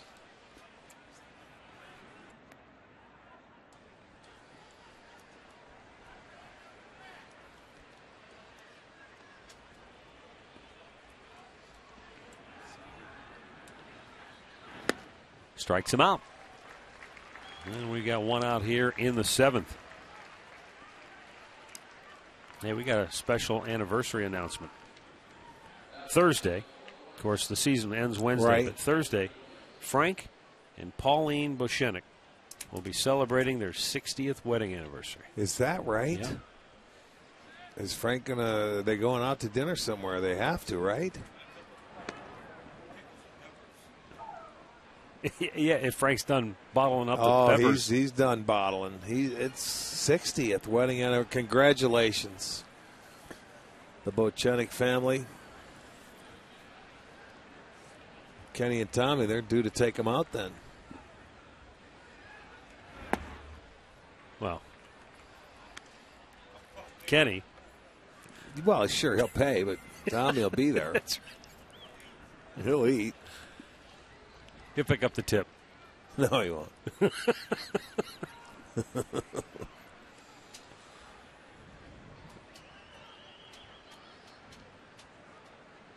Runner goes, and it's chopped fair up the first baseline. That was a weird looking swing, and that is out number 2 as Beckham goes to second base.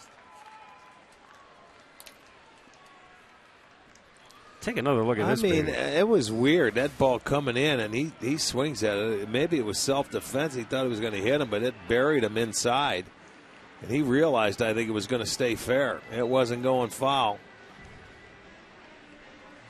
We'll just walk on back, and Sandy Alomar comes out and goes to the bullpen.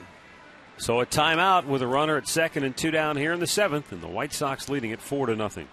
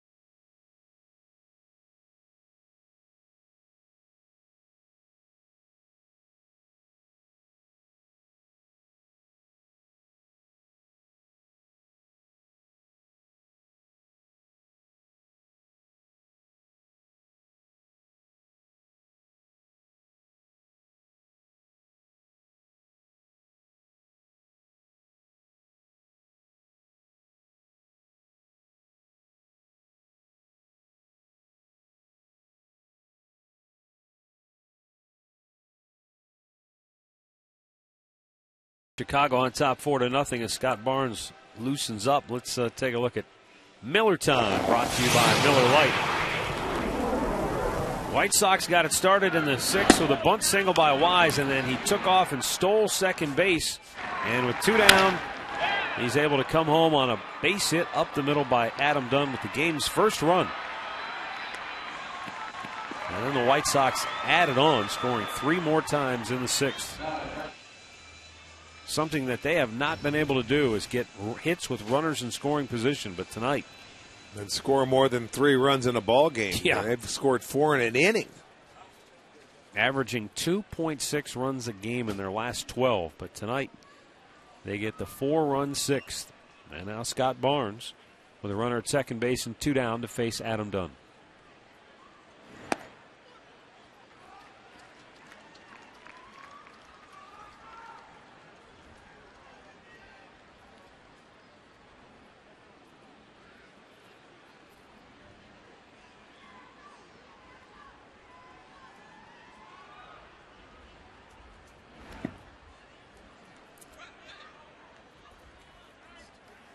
One ball, 1 strike. Royals and Tigers still scoreless. They're in the 4th inning in Kansas City. The Yankees continue to beat up Boston 9-1 in the 5th. Tampa Bay, Baltimore 1-1. They're in the 7th. That game flying along. Well, there's only been 5 hits in the game. Yes. Wieters hit a home run to tie it up. Almost hit him. 2-1.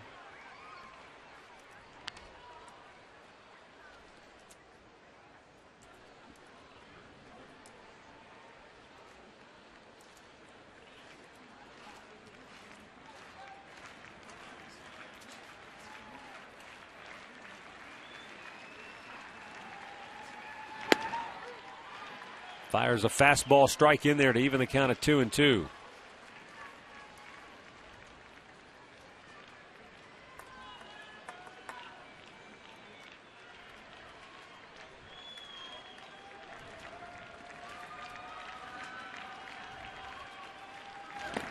Dunn swing and a miss. He strikes him out.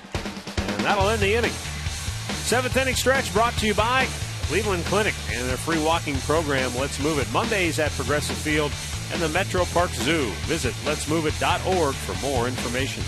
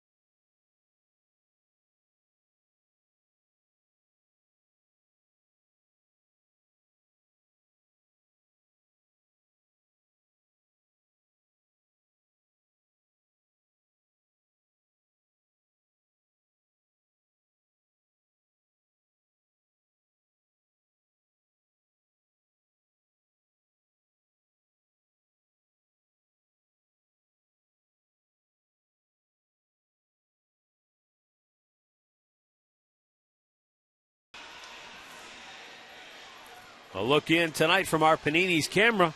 Stop by and get overstuffed at Panini's Bar and Grill.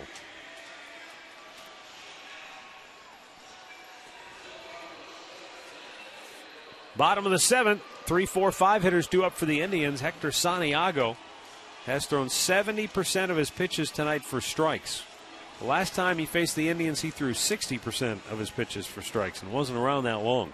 No, he was not. It has been a different guy that's been on the mound tonight. He has 8 strikeouts. 1 hit. 1 hit and only 2 outs in the air tonight. So he has kept the ball down.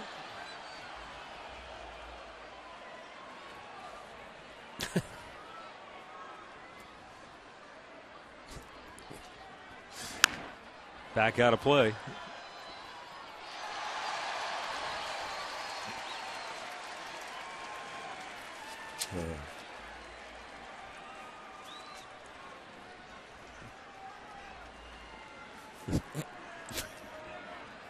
Now the 0-2 to Cabrera.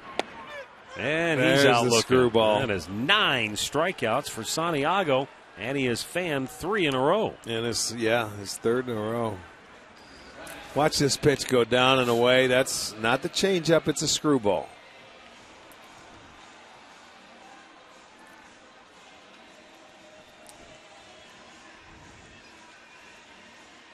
That almost had more like a curveball I action. know it Usually did. It goes depends down on how away. it comes out of your hand. Right. But Santana taking a fastball strike. He's 0 for 2. 0 for his last 12. Boy, you talk about, you said it earlier, he was in a good rhythm. You can tell. He's just grabbing it. He's throwing it. Everything he's throwing he has command with it.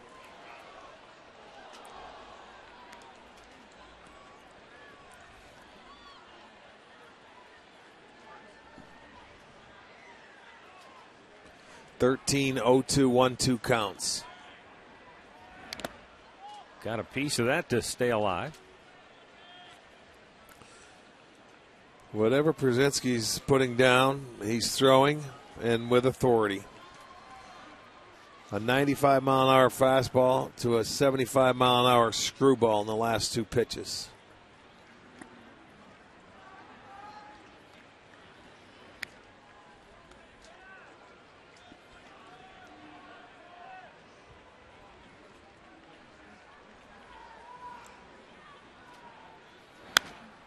Back out of play.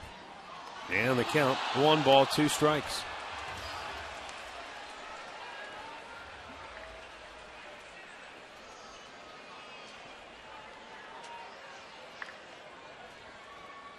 Tampa Bay's gone in front of Baltimore 2-1 in the 7th.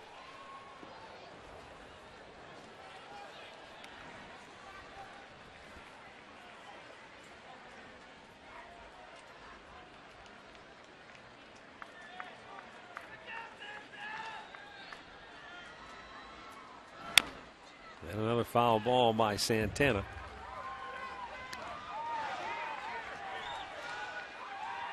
I'm told it was Ben Francisco with a sacrifice fly to get that run home for Tampa.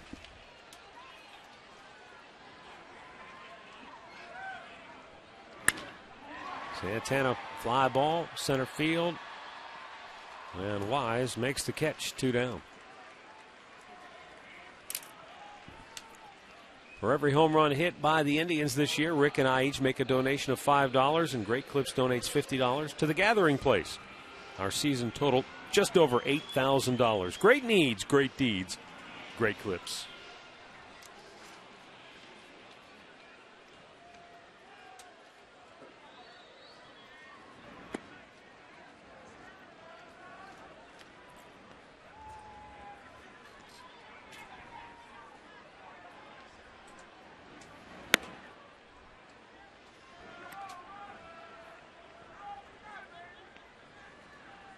Johnny Peralta has just homered for Detroit, and the Tigers lead Kansas City 1-0.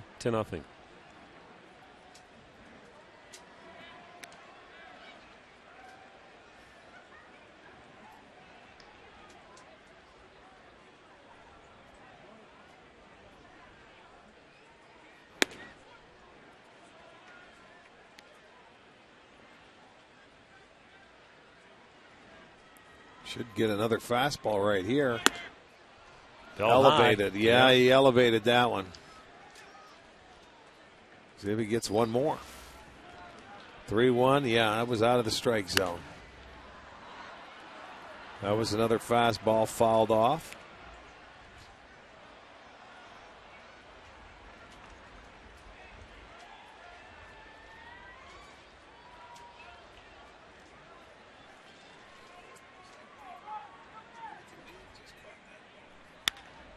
Grounded just foul. Oh, he slid off the top of the tarp. That was very quick reaction. He's been a middle infielder. There's no question about that. He went after that ball. That was very nicely done. Gansler strikes out. 10 strikeouts for Santiago. And through 7, it's 4-0 Chicago.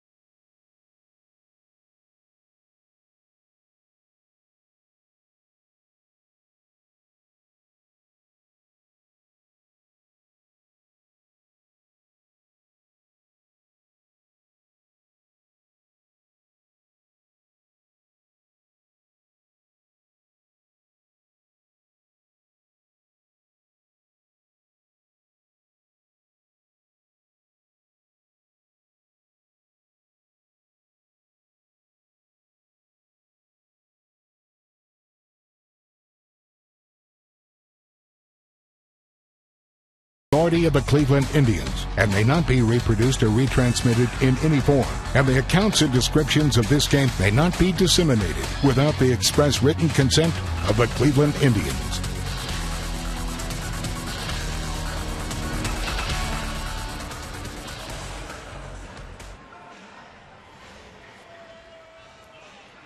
Four 4-0 in favor of Chicago. And in the 8th inning, Cody Allen coming on after Scott Barnes retired, the only man he faced in the 7th.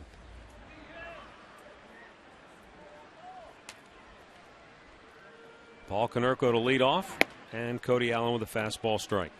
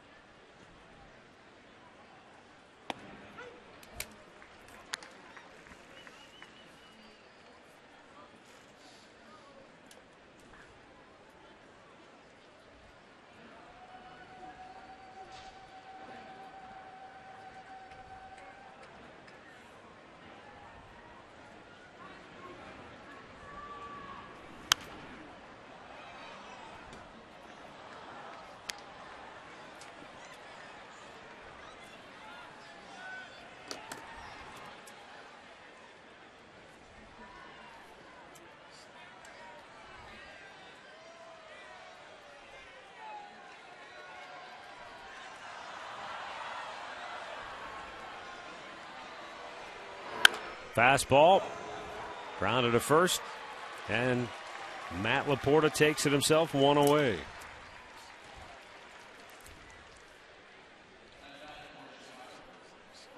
In-game box score brought to you by your Northern Ohio Hyundai dealers, who invite you to come see the all-new 2012 Sonata. Visit NorthernOhioHyundaiDealers.com today. For Chicago, they did all their damage in one inning in the 6th. 2 out RBI singles by Dunn, Rios, Yeah. Pierzynski, and Viciedo. After they got the first one, Matt, it seemed like the pressure was off and they just relaxed and they went to swinging, and that's when they did their damage. And this is one guy that had a RBI single in the inning. Breaking ball in for a strike.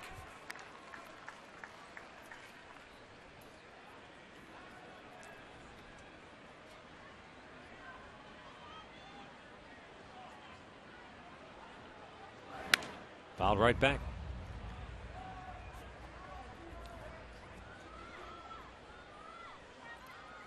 You can join Will Ewick and Ryan Cavanaugh for the STO Fantasy Playbook only on STOHD.com. Every Monday you'll get AFC and NFC weekend wrap-ups. Tuesdays they cover waiver wire pickups. Wednesdays they'll help you with who you should start and who you should sit. It's all at STOHD.com. Fastball took off.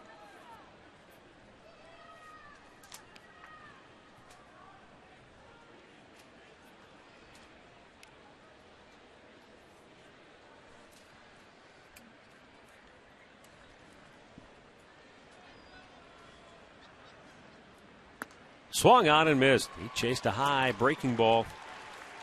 And that is out number 2 as Cody Allen gets his first strikeout. That's 9 strikeouts, though, for Indians pitching, while Santiago has struck out 10 for Chicago. So a lot of Ks tonight.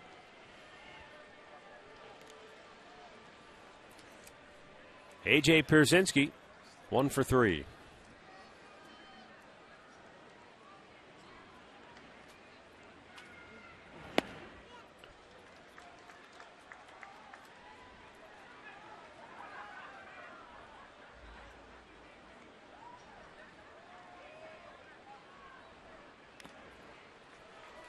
Chased one on the dirt. It's 0-2.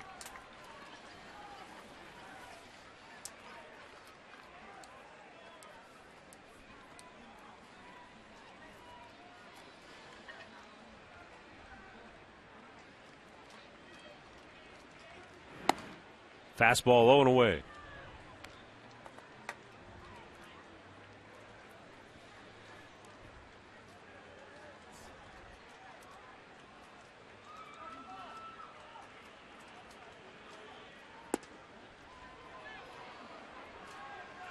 And the count evens, 2 balls, 2 strikes. Must have been a little, yeah, it's a little low.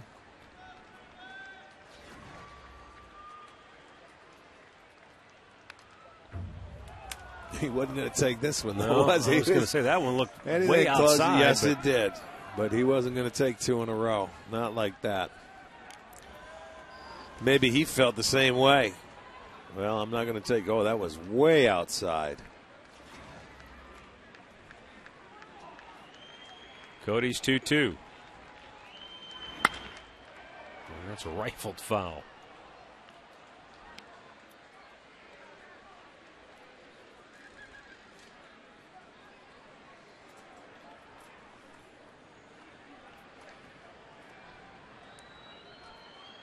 The 2-2 pitch. Again, it's out of play. And a ricochet shot down below. Loose ball, pile up. No flags thrown, though.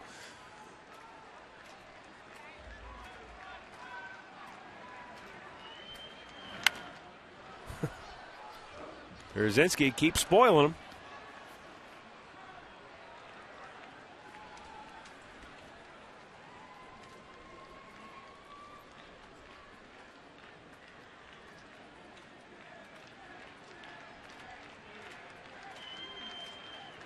Fastball foul away. Another, what's that, 5?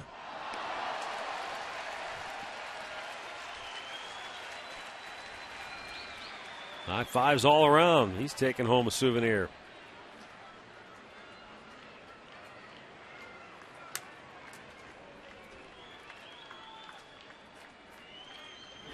Make it 6.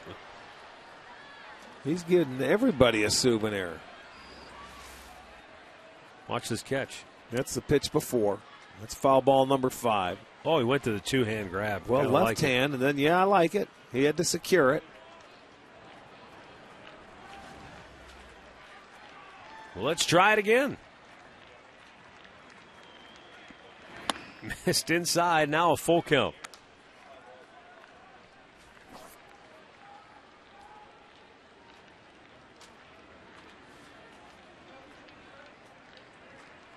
Viciedo would be next. The payoff pitch. Hit on the ground in the hole and a base hit. It's a great at bat. He was down in the count and just kept fouling pitches off and got one to his liking and just served it the other way. Good job. Good hitting. Let's go back to the Hyundai Studios right now for another in-game update with Al Pulowski. All right, Matt, the Tigers trying to clinch the Central tonight. Scoreless in the top of the 5th inning. Johnny Peralta leaves the yard. The 13th home run of the season for Johnny. That's been the only run thus far. 1-0 Detroit. They're in the bottom of the 5th inning. Rick Porcello on the hill for the Tigers. Matt? All right, thanks, Al. Meanwhile, down in Tampa, the Rays have opened up a 4-1 lead over Baltimore. Old buddy Chris Jimenez, former Indian, with a 2-run double for the Rays, making it 4-1. So with Baltimore losing and the Yankees comfortably ahead, New York could move back into first place and knock the O's a game out. A couple of former Indians down there. You said Francisco with a sac fly, and then Jimenez a 2-run double.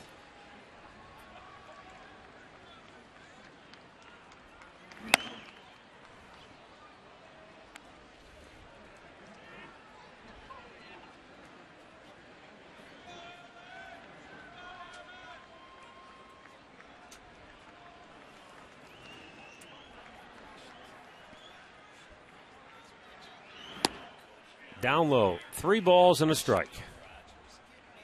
Getting some action in the Indians bullpen.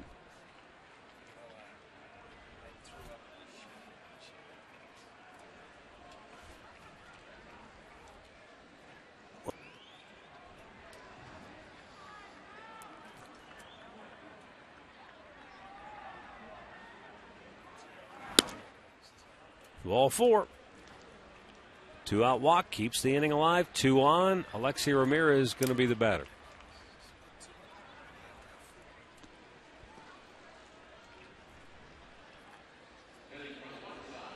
How about this? This is an interesting note. On this day in 1978,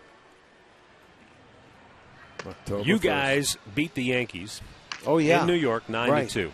Catfish Hunter, Rick Waite started that game. That kept the Yankees from clinching the East. Right. And it forced a 1-game playoff between Boston and New York. Correct.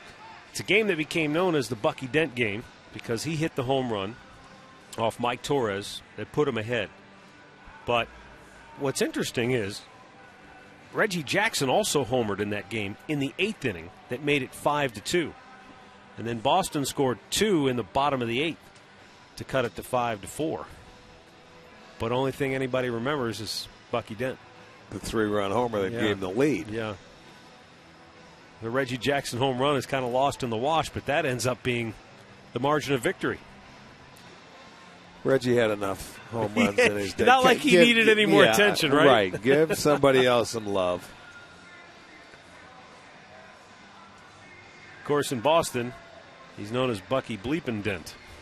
I can believe that. That's right. Think about how far he got on that one home run. Huh? Seriously.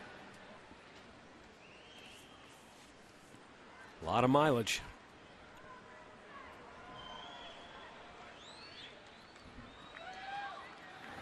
And of course, there's another good story that there's an old radio reporter in Boston. Speaking of, in the very next spring training, he went up to Mike Torres in the clubhouse. And the first question he asked him, he said, Mike Torres, Bucky Dent. That was all he said. Ground ball up the middle. It gets through. A.J. Pierzynski's going to come around. And Cody Allen gives up the Indians, what is that, 5th 2-out RBI hit now? Yes, it is. And it's 5-0 Chicago. Cody had 2 outs and nobody on base. But after that marathon at bat by A.J. Pierzynski, He never recovered. Walked Viciedo, and now the base hit by Ramirez, and that's going to end it for Cody Allen. So a timeout in the 8th with Chicago in front 5-0.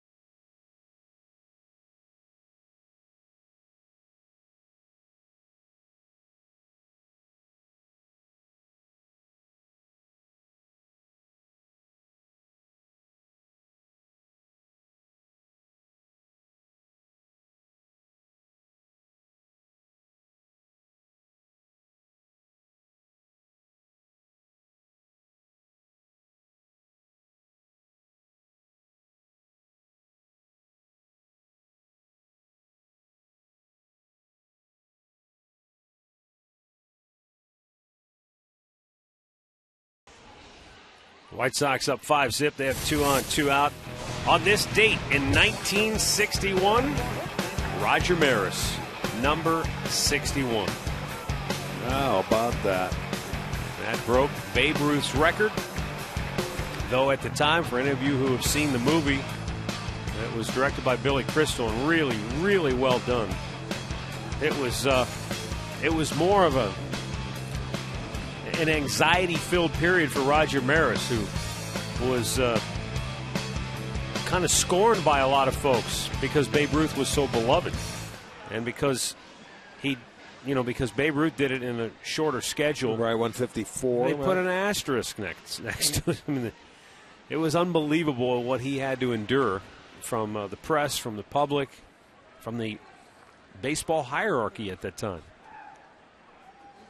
What should have been an incredibly joyous celebration for him was anything but. Yeah, it's too bad. Gordon Beckham looks at ball 1 down low.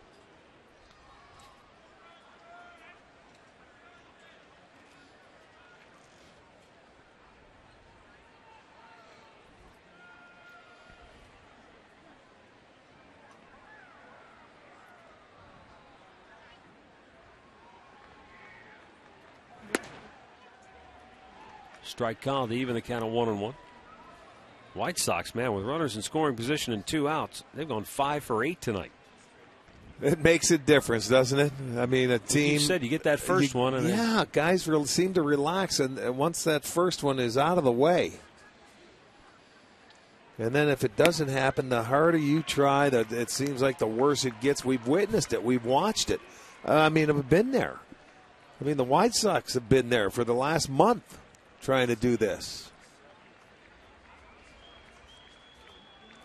Boy, when it happens, it looks so easy and everything flows and everybody's, happy and glad. But I'll tell you, it doesn't take much. Popped up behind the plate, Santana. Did he catch it off the ricochet, though? Yes, he did, but they he called him out. So that's all that matters. Tim Welke said, that's it. We've had enough. The inning's over.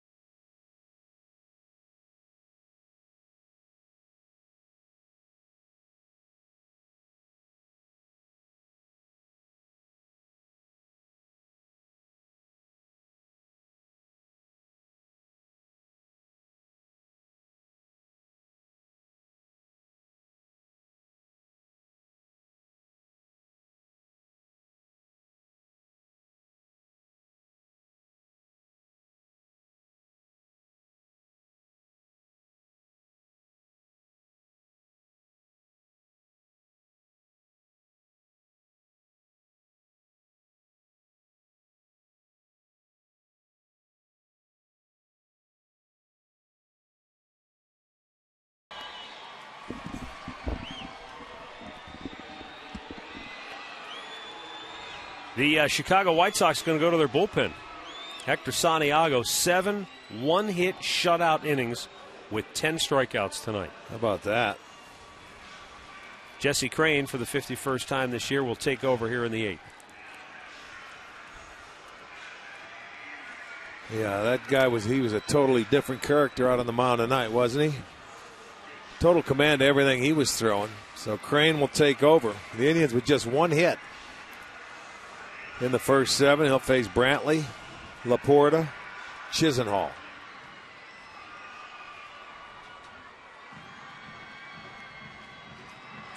Did you get a good look at that foul ball? It clearly hit the screen. That's what I thought. I thought I heard it. Yep. But you know where Tim Welke's position, unless he's running side by side with Santana, he wouldn't have been able to see that.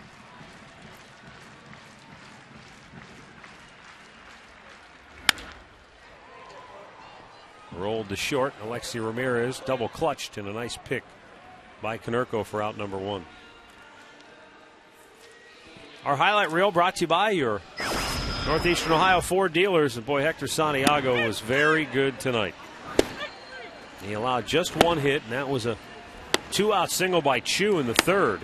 He hit a batter, walked 1, and punched out 10. That's the most strikeouts by a Sox rookie since Jason Barea, our old buddy, did it back in 1993. Well, you want to talk about ending the year on a positive note for him. He certainly did tonight.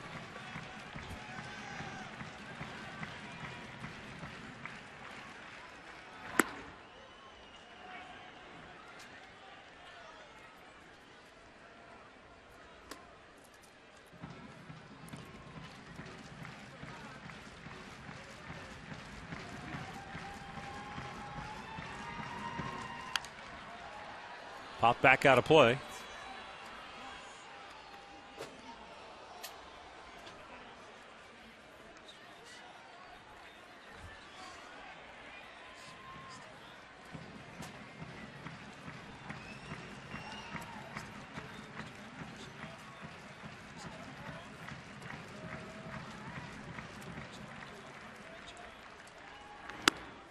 Did he go? Yes. He did.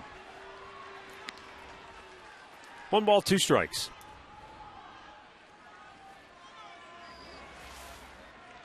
Yeah, you're going to see it. He wants to start cheating on that fastball, but it's up and out of the strike zone. You're not going to catch up to that. Crane throws it in the mid-90s.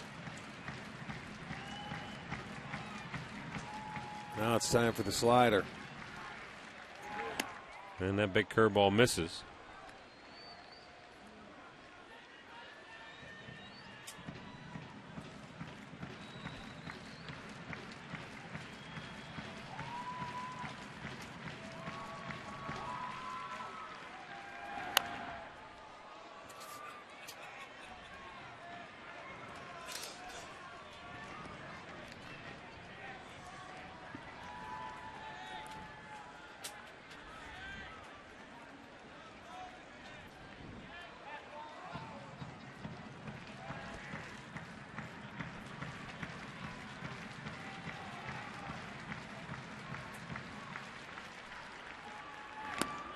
Down in the dirt. Full count.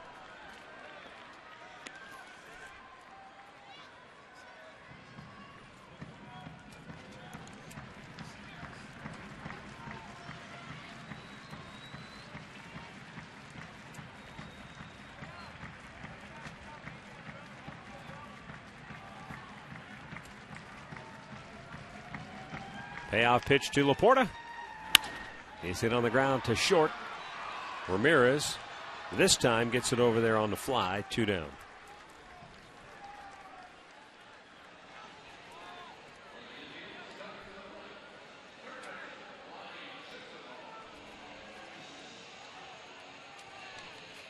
Donnie Veal getting loose in the Sox pen.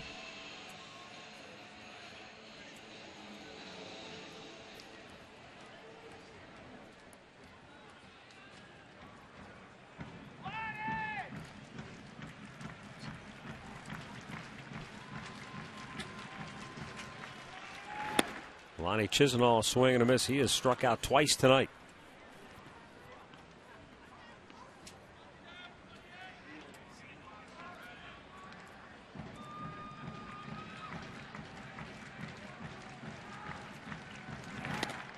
That gets away from Pierzynski as Crane short hopped him. I think it got him, and it looked like it got a piece of the umpire as well.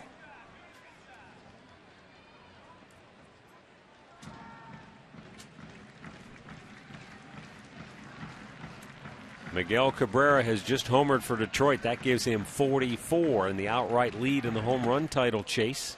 Also gives him 2 hits tonight and increased that lead in the batting average. And an RBI with the homer. Wow. So well, his RBIs, I don't think he has to worry about. No, he's pretty set there. Yeah. Yeah, he's cruising there. It's the BA and the home runs. And look out. First time since 67. Tigers lead the Royals 2-0. White Sox doing their part here tonight, but it may be all for naught.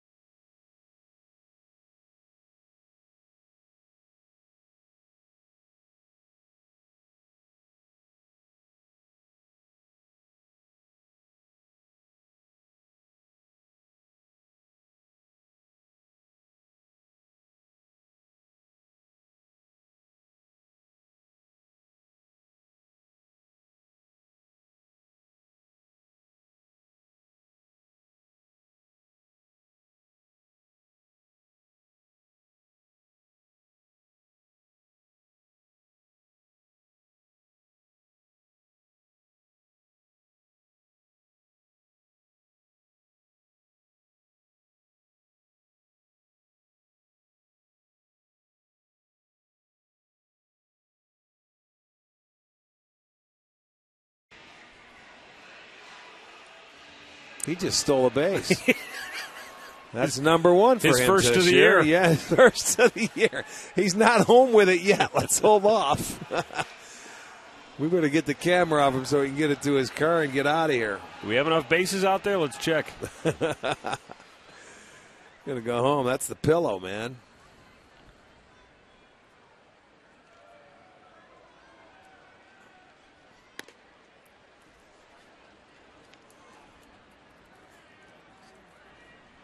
Esmail Rogers got the last out of the 8th, stays on to work tonight. And Dwayne Wise takes a strike.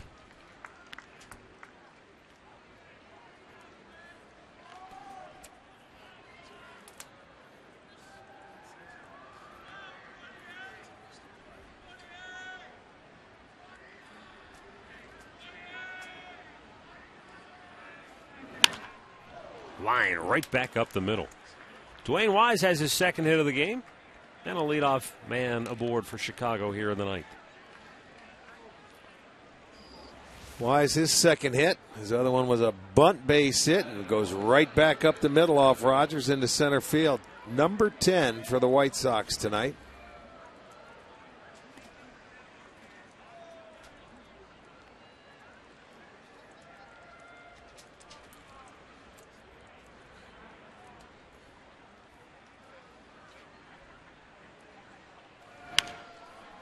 Out of play.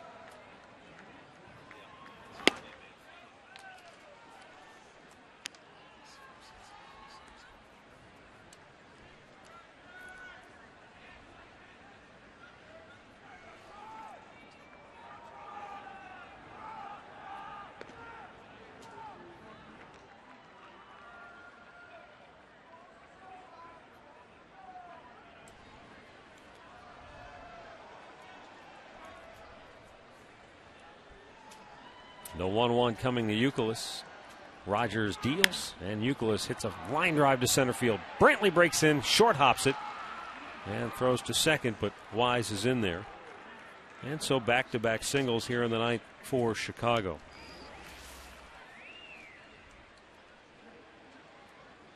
In comes Michael. He's just not quite going to get there as he's got to play it on the short hop.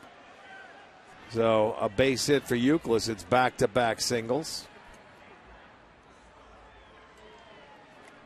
And Big Adam Dunn, 1 for 3 on the night.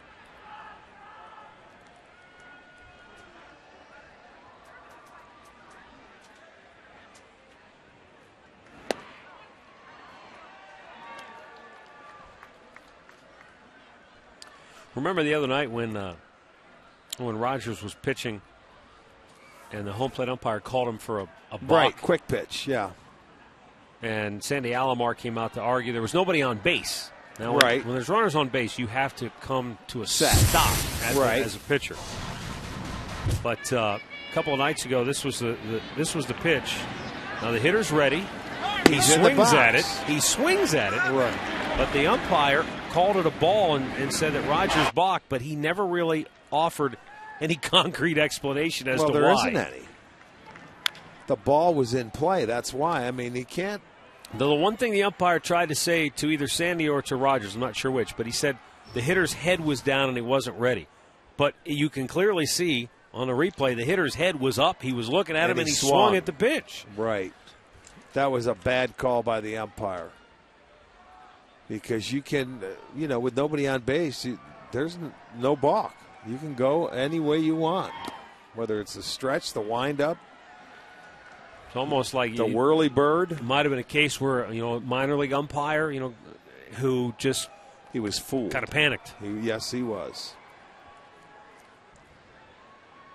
It caught him by surprise.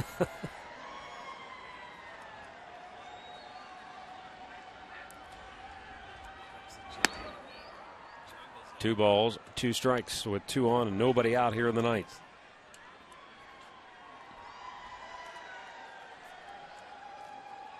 Tigers now lead the Royals 3-0 in the 6th in Kansas City. So the Tigers closing in on clinching the Central Division. We were all sitting around talking about this before the game. You look at the potential scenarios that could unfold with regards to the playoff race, with Baltimore and New York being, so close, although it looks like Baltimore will fall a game out tonight. But should they end up in a tie and they'd have to play off to determine the Eastern Division champ? There's a line drive base hit by Dunn into right field. They're going to wave. Now they put the stop sign. He runs through the stop sign and it won't matter. Easily. And Rogers does back up the play and keeps everybody else from advancing. Wise ran right through the stop sign, but scored no problem. And Dunn picks up his second RBI of the night. And it's 6-0 Chicago. Well, when you watch Wise, he's coming around, and Chu was just going to hold the ball. He felt they were going to hold him up. He watched, and they were. Then all of a sudden, Wise ran through it, and it surprised him. The ball gets through Santana's legs, but there's a heads-up play. This kid's a good athlete here, Rogers. But it's 3 straight hits, and it's a 6-0 ball game. The White Sox with 12 hits on the board. But we were talking, the team that could come out with the best case scenario in all of this is the Central Division champion. Because potentially the way Oakland and Texas are so close in the West and Baltimore and New York in the East, with the way you could have potential one-game playoff scenarios working out, the team with the worst record getting into the postseason could end up sitting really in the best position of anyone. Right. Still 2 more days to go, but you're right. Who knows? I mean, when you start throwing everything into the equation.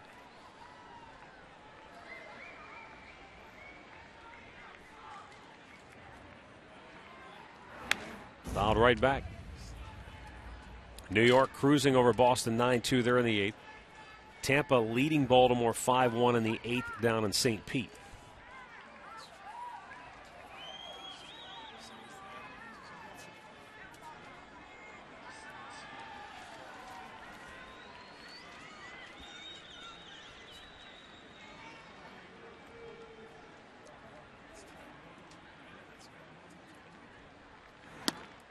That gets away from Santana, his second pass ball tonight. Okay, second one. That ball gets up there, and it's just a fastball. It's right there. Didn't get stuck in the glove. He didn't look like he had a real good read on that ball coming in. No, he hasn't had a real good night back there tonight.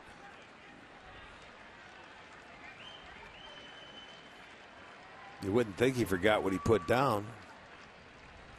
That ball may have taken off. Who knows?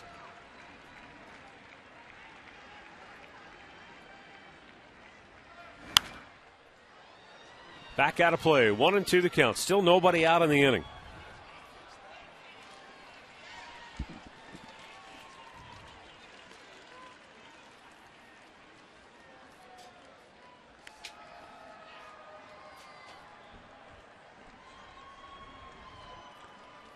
By the way, down in Tampa, it's not a save situation, 5-1 game, so no Fernando Rodney tonight.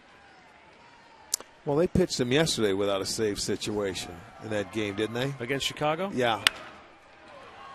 Line drive, base hit into right field. That's going to get another run home. And Esmail Rogers, he's getting hammered here tonight by the White Sox. That is 4 straight hits to open the inning for Chicago. So the team that couldn't buy a hit for most of the month of September is free and easy now.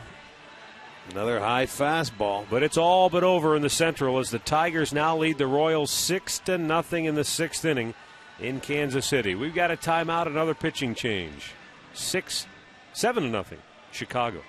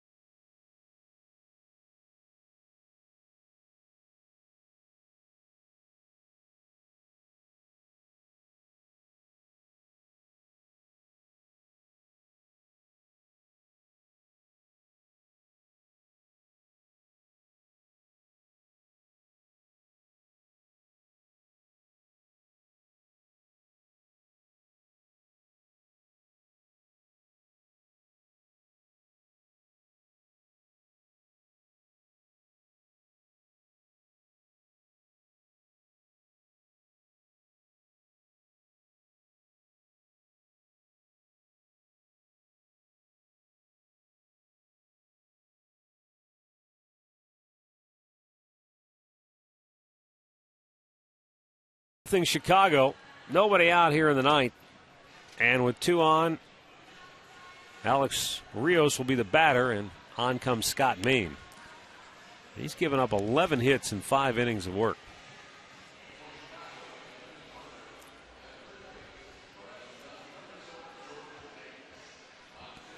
And Alex Rios is 2 for 4 tonight with an RBI and a run scored. Ray Olmedo is running at first base for Paul Konerko. That makes sense. Yeah, sure it does.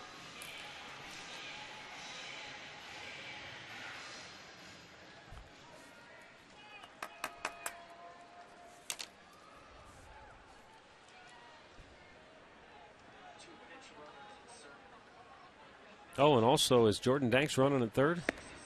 Yep, Jordan Danks is over at third for Adam Dunn.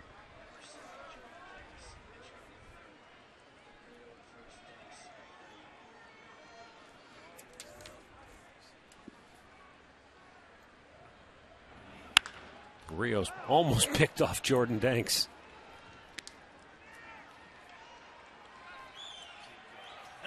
Over in the National League, the Pittsburgh Pirates beat Atlanta tonight, so that eliminates the Braves from the Eastern Division title race. Braves are already in the playoffs, but that gives Washington the division title. There'll be some kind of party in D.C. tonight. Even though Washington is losing at home in the bottom of the ninth, it won't matter. They'll pop the champagne and enjoy it. And well deserved. What a year they've had. Yeah, congratulations.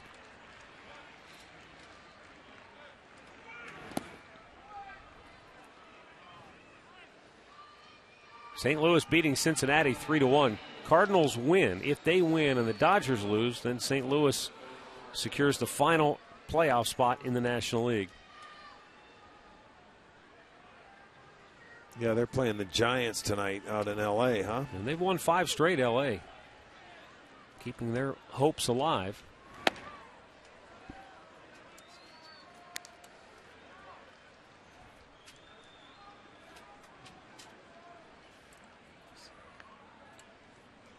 Uh-oh, don't count out Baltimore. They've closed to within 5-3 in the ninth against Tampa. We may see what's his name after all. Fernando Rodney. Yes, you're right. He may get in that game, you bet. Rios is the first out of the inning.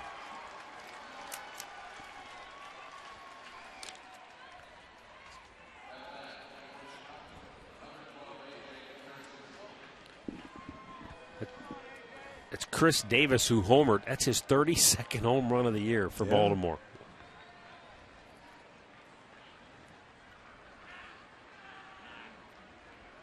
And Fernando Rodney has just come on for Tampa. Down in the dirt.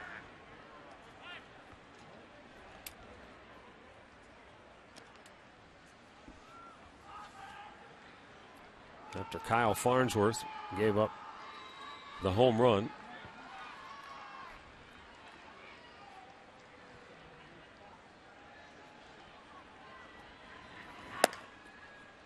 Two 2-0 to Przinsky.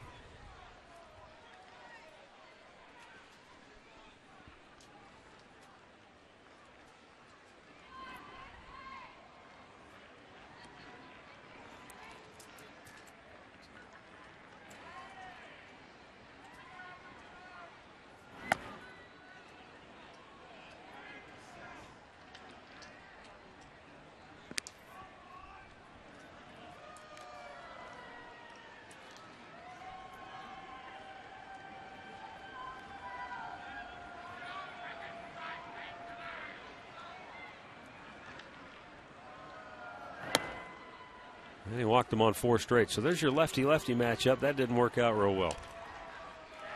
And the bases are now loaded with 1 out. And the 7th man to bat in the inning is Diane Viciedo, who is 1 for 3 with a walk.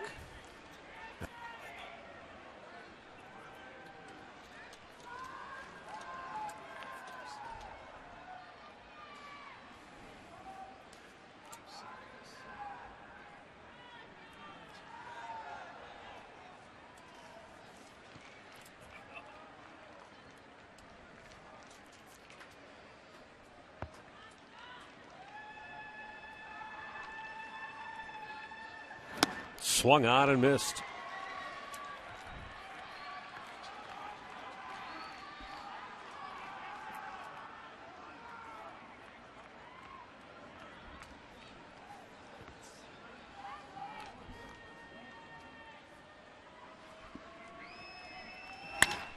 There's a long drive, deep left field, and this one is not coming back. It's a grand slam for Viciedo. And it's a 6-run ninth for Chicago. This has not been a good effort by the bullpen tonight for the Indians.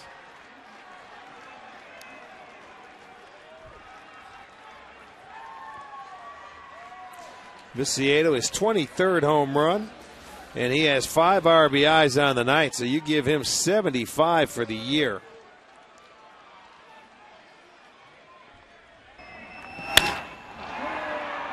Boy, and the white towels are out now.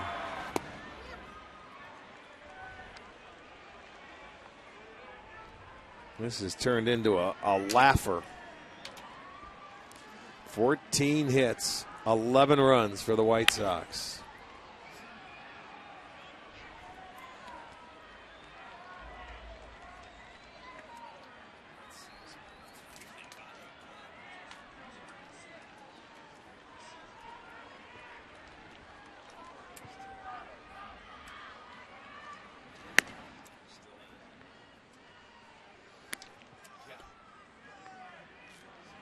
With the 11 runs that the White Sox have scored tonight, that's as many runs as they scored in the 4-game series against Tampa Bay previously coming into this one.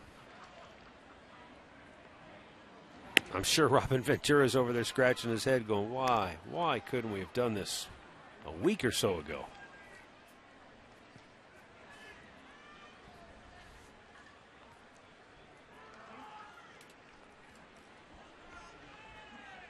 The 2-2 out of play.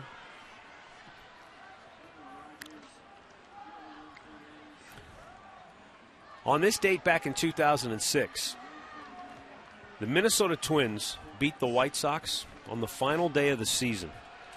And it was the only day of the year the Twins were in first place. You talked about being in first place on the last day of the season. That was the Twins. They won their last game of the season. Was the only day they had sole possession of first place for the year. They were as many as 8 games out on August the 22nd that season. Wow. But they came back and ran everybody down and won it.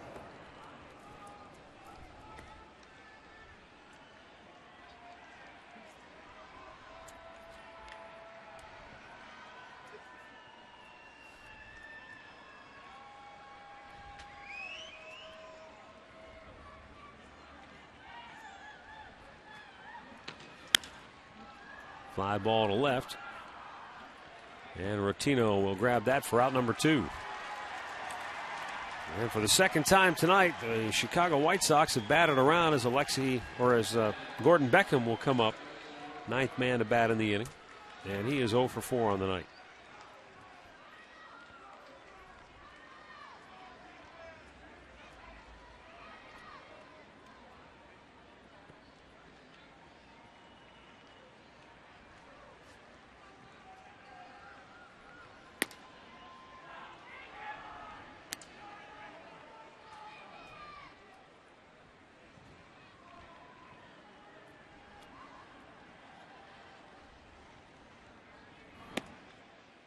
In off the plate, 2-0.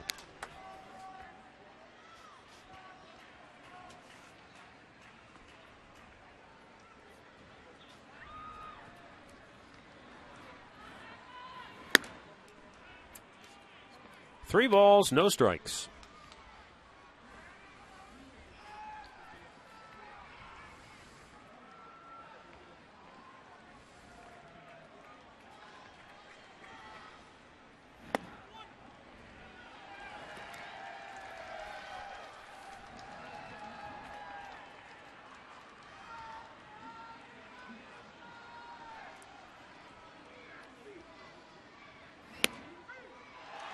Comes back with 2 straight to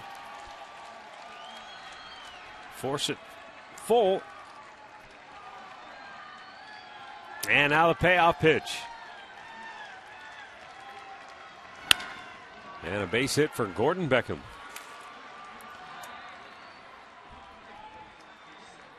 That's the 6th hit of the inning for Chicago. Yeah, 5 singles and a grand slam. Top of the order, Dwayne Wise.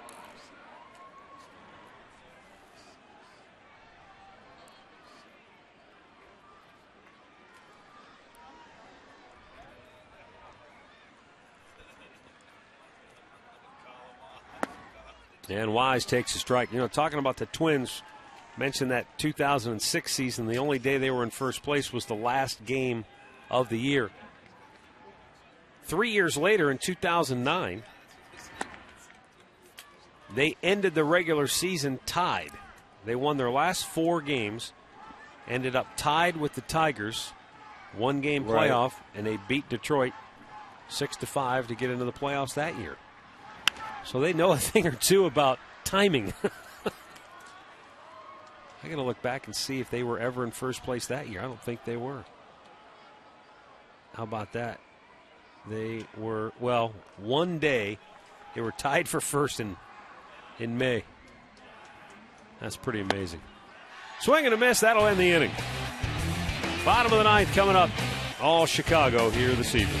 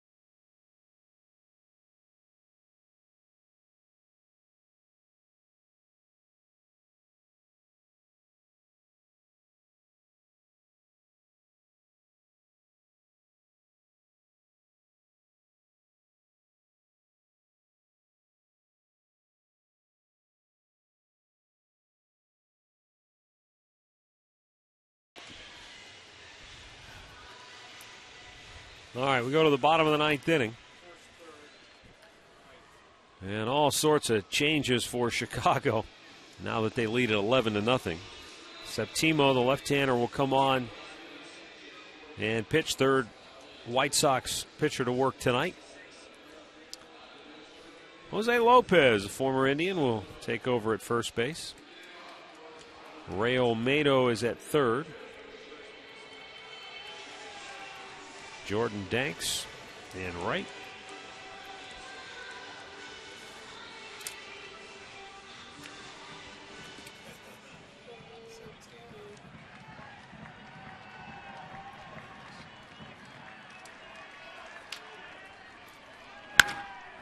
And Rotino bounces one to second, where Beckham will throw him out, one away.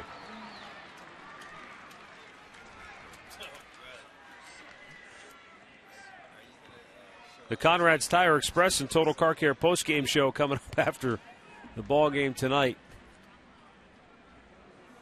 It'll be a quick one. Yeah.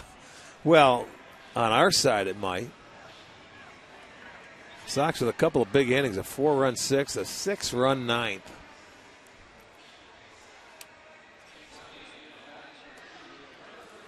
And let's see, we got Thomas Neal batting here for Chu.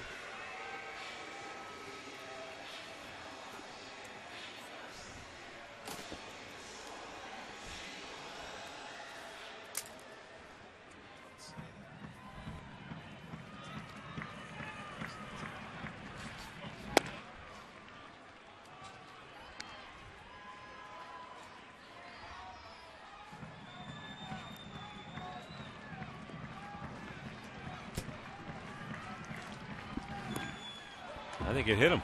It did. It hit Thomas Neal.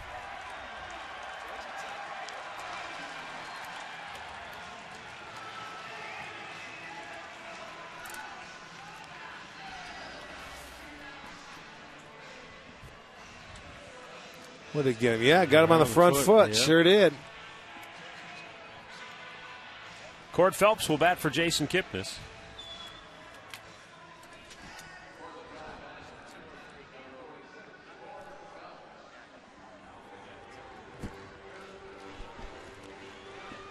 Well, Fernando Rodney pitched a scoreless inning for Tampa despite giving up a couple of hits. And the Rays hang on to beat Baltimore 5-3. There's a base hit for Cord Phelps in the left field.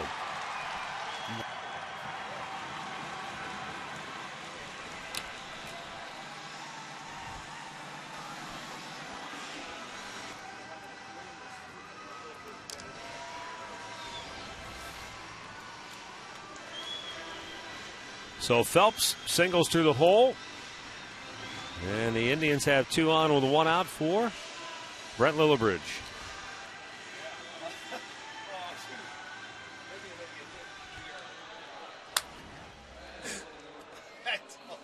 Lillibridge batting for Cabrera, who was 0 for 2.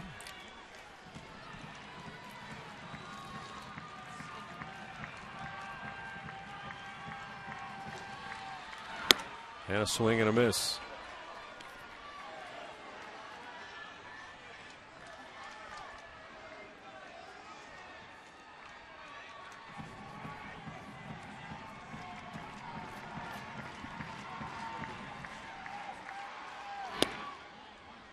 A little bit low.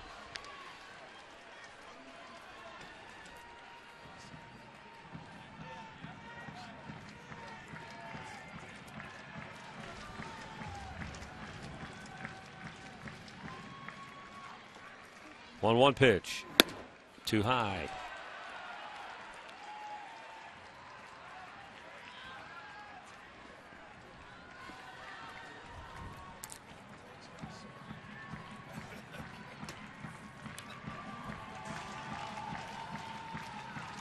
Bottom of the ninth, Tribe down 11-0. They have 2 on with 1 out. And the 2-1 pitch is swung on and missed.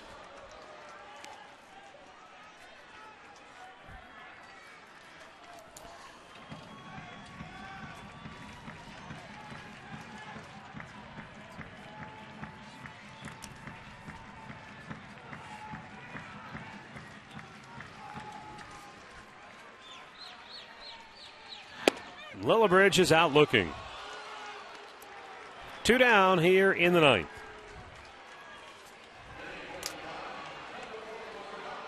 And Carlos Santana will bat with 2 on and 2 out here in the bottom of the ninth.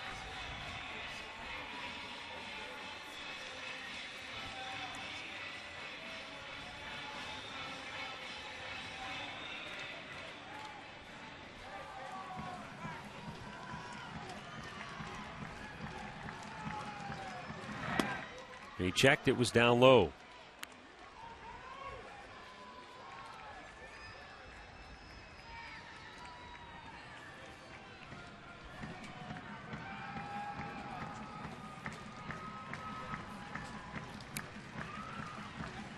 One-0 pitch, a little bit outside.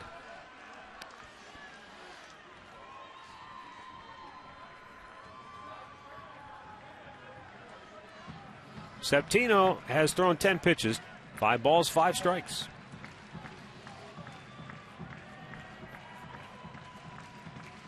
And as he struggles to get through this inning, Santana sends a sky-high pop to center field, and this will do it.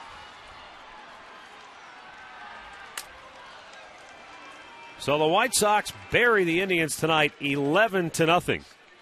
But with Detroit leading Kansas City, it might not matter, as Chicago's season might come to an end in the matter of an hour or so.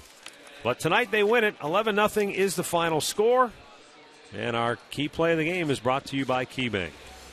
Well, you go back there into the 6th inning, and it was a big 2-out base hit. After a bunt base hit, a stolen base, Adam Dunn comes up on a full count, gets a fastball to his liking, and Dwayne Wise is going to score. That was the first run of the ball game. They had a big inning. They scored 4 in that inning.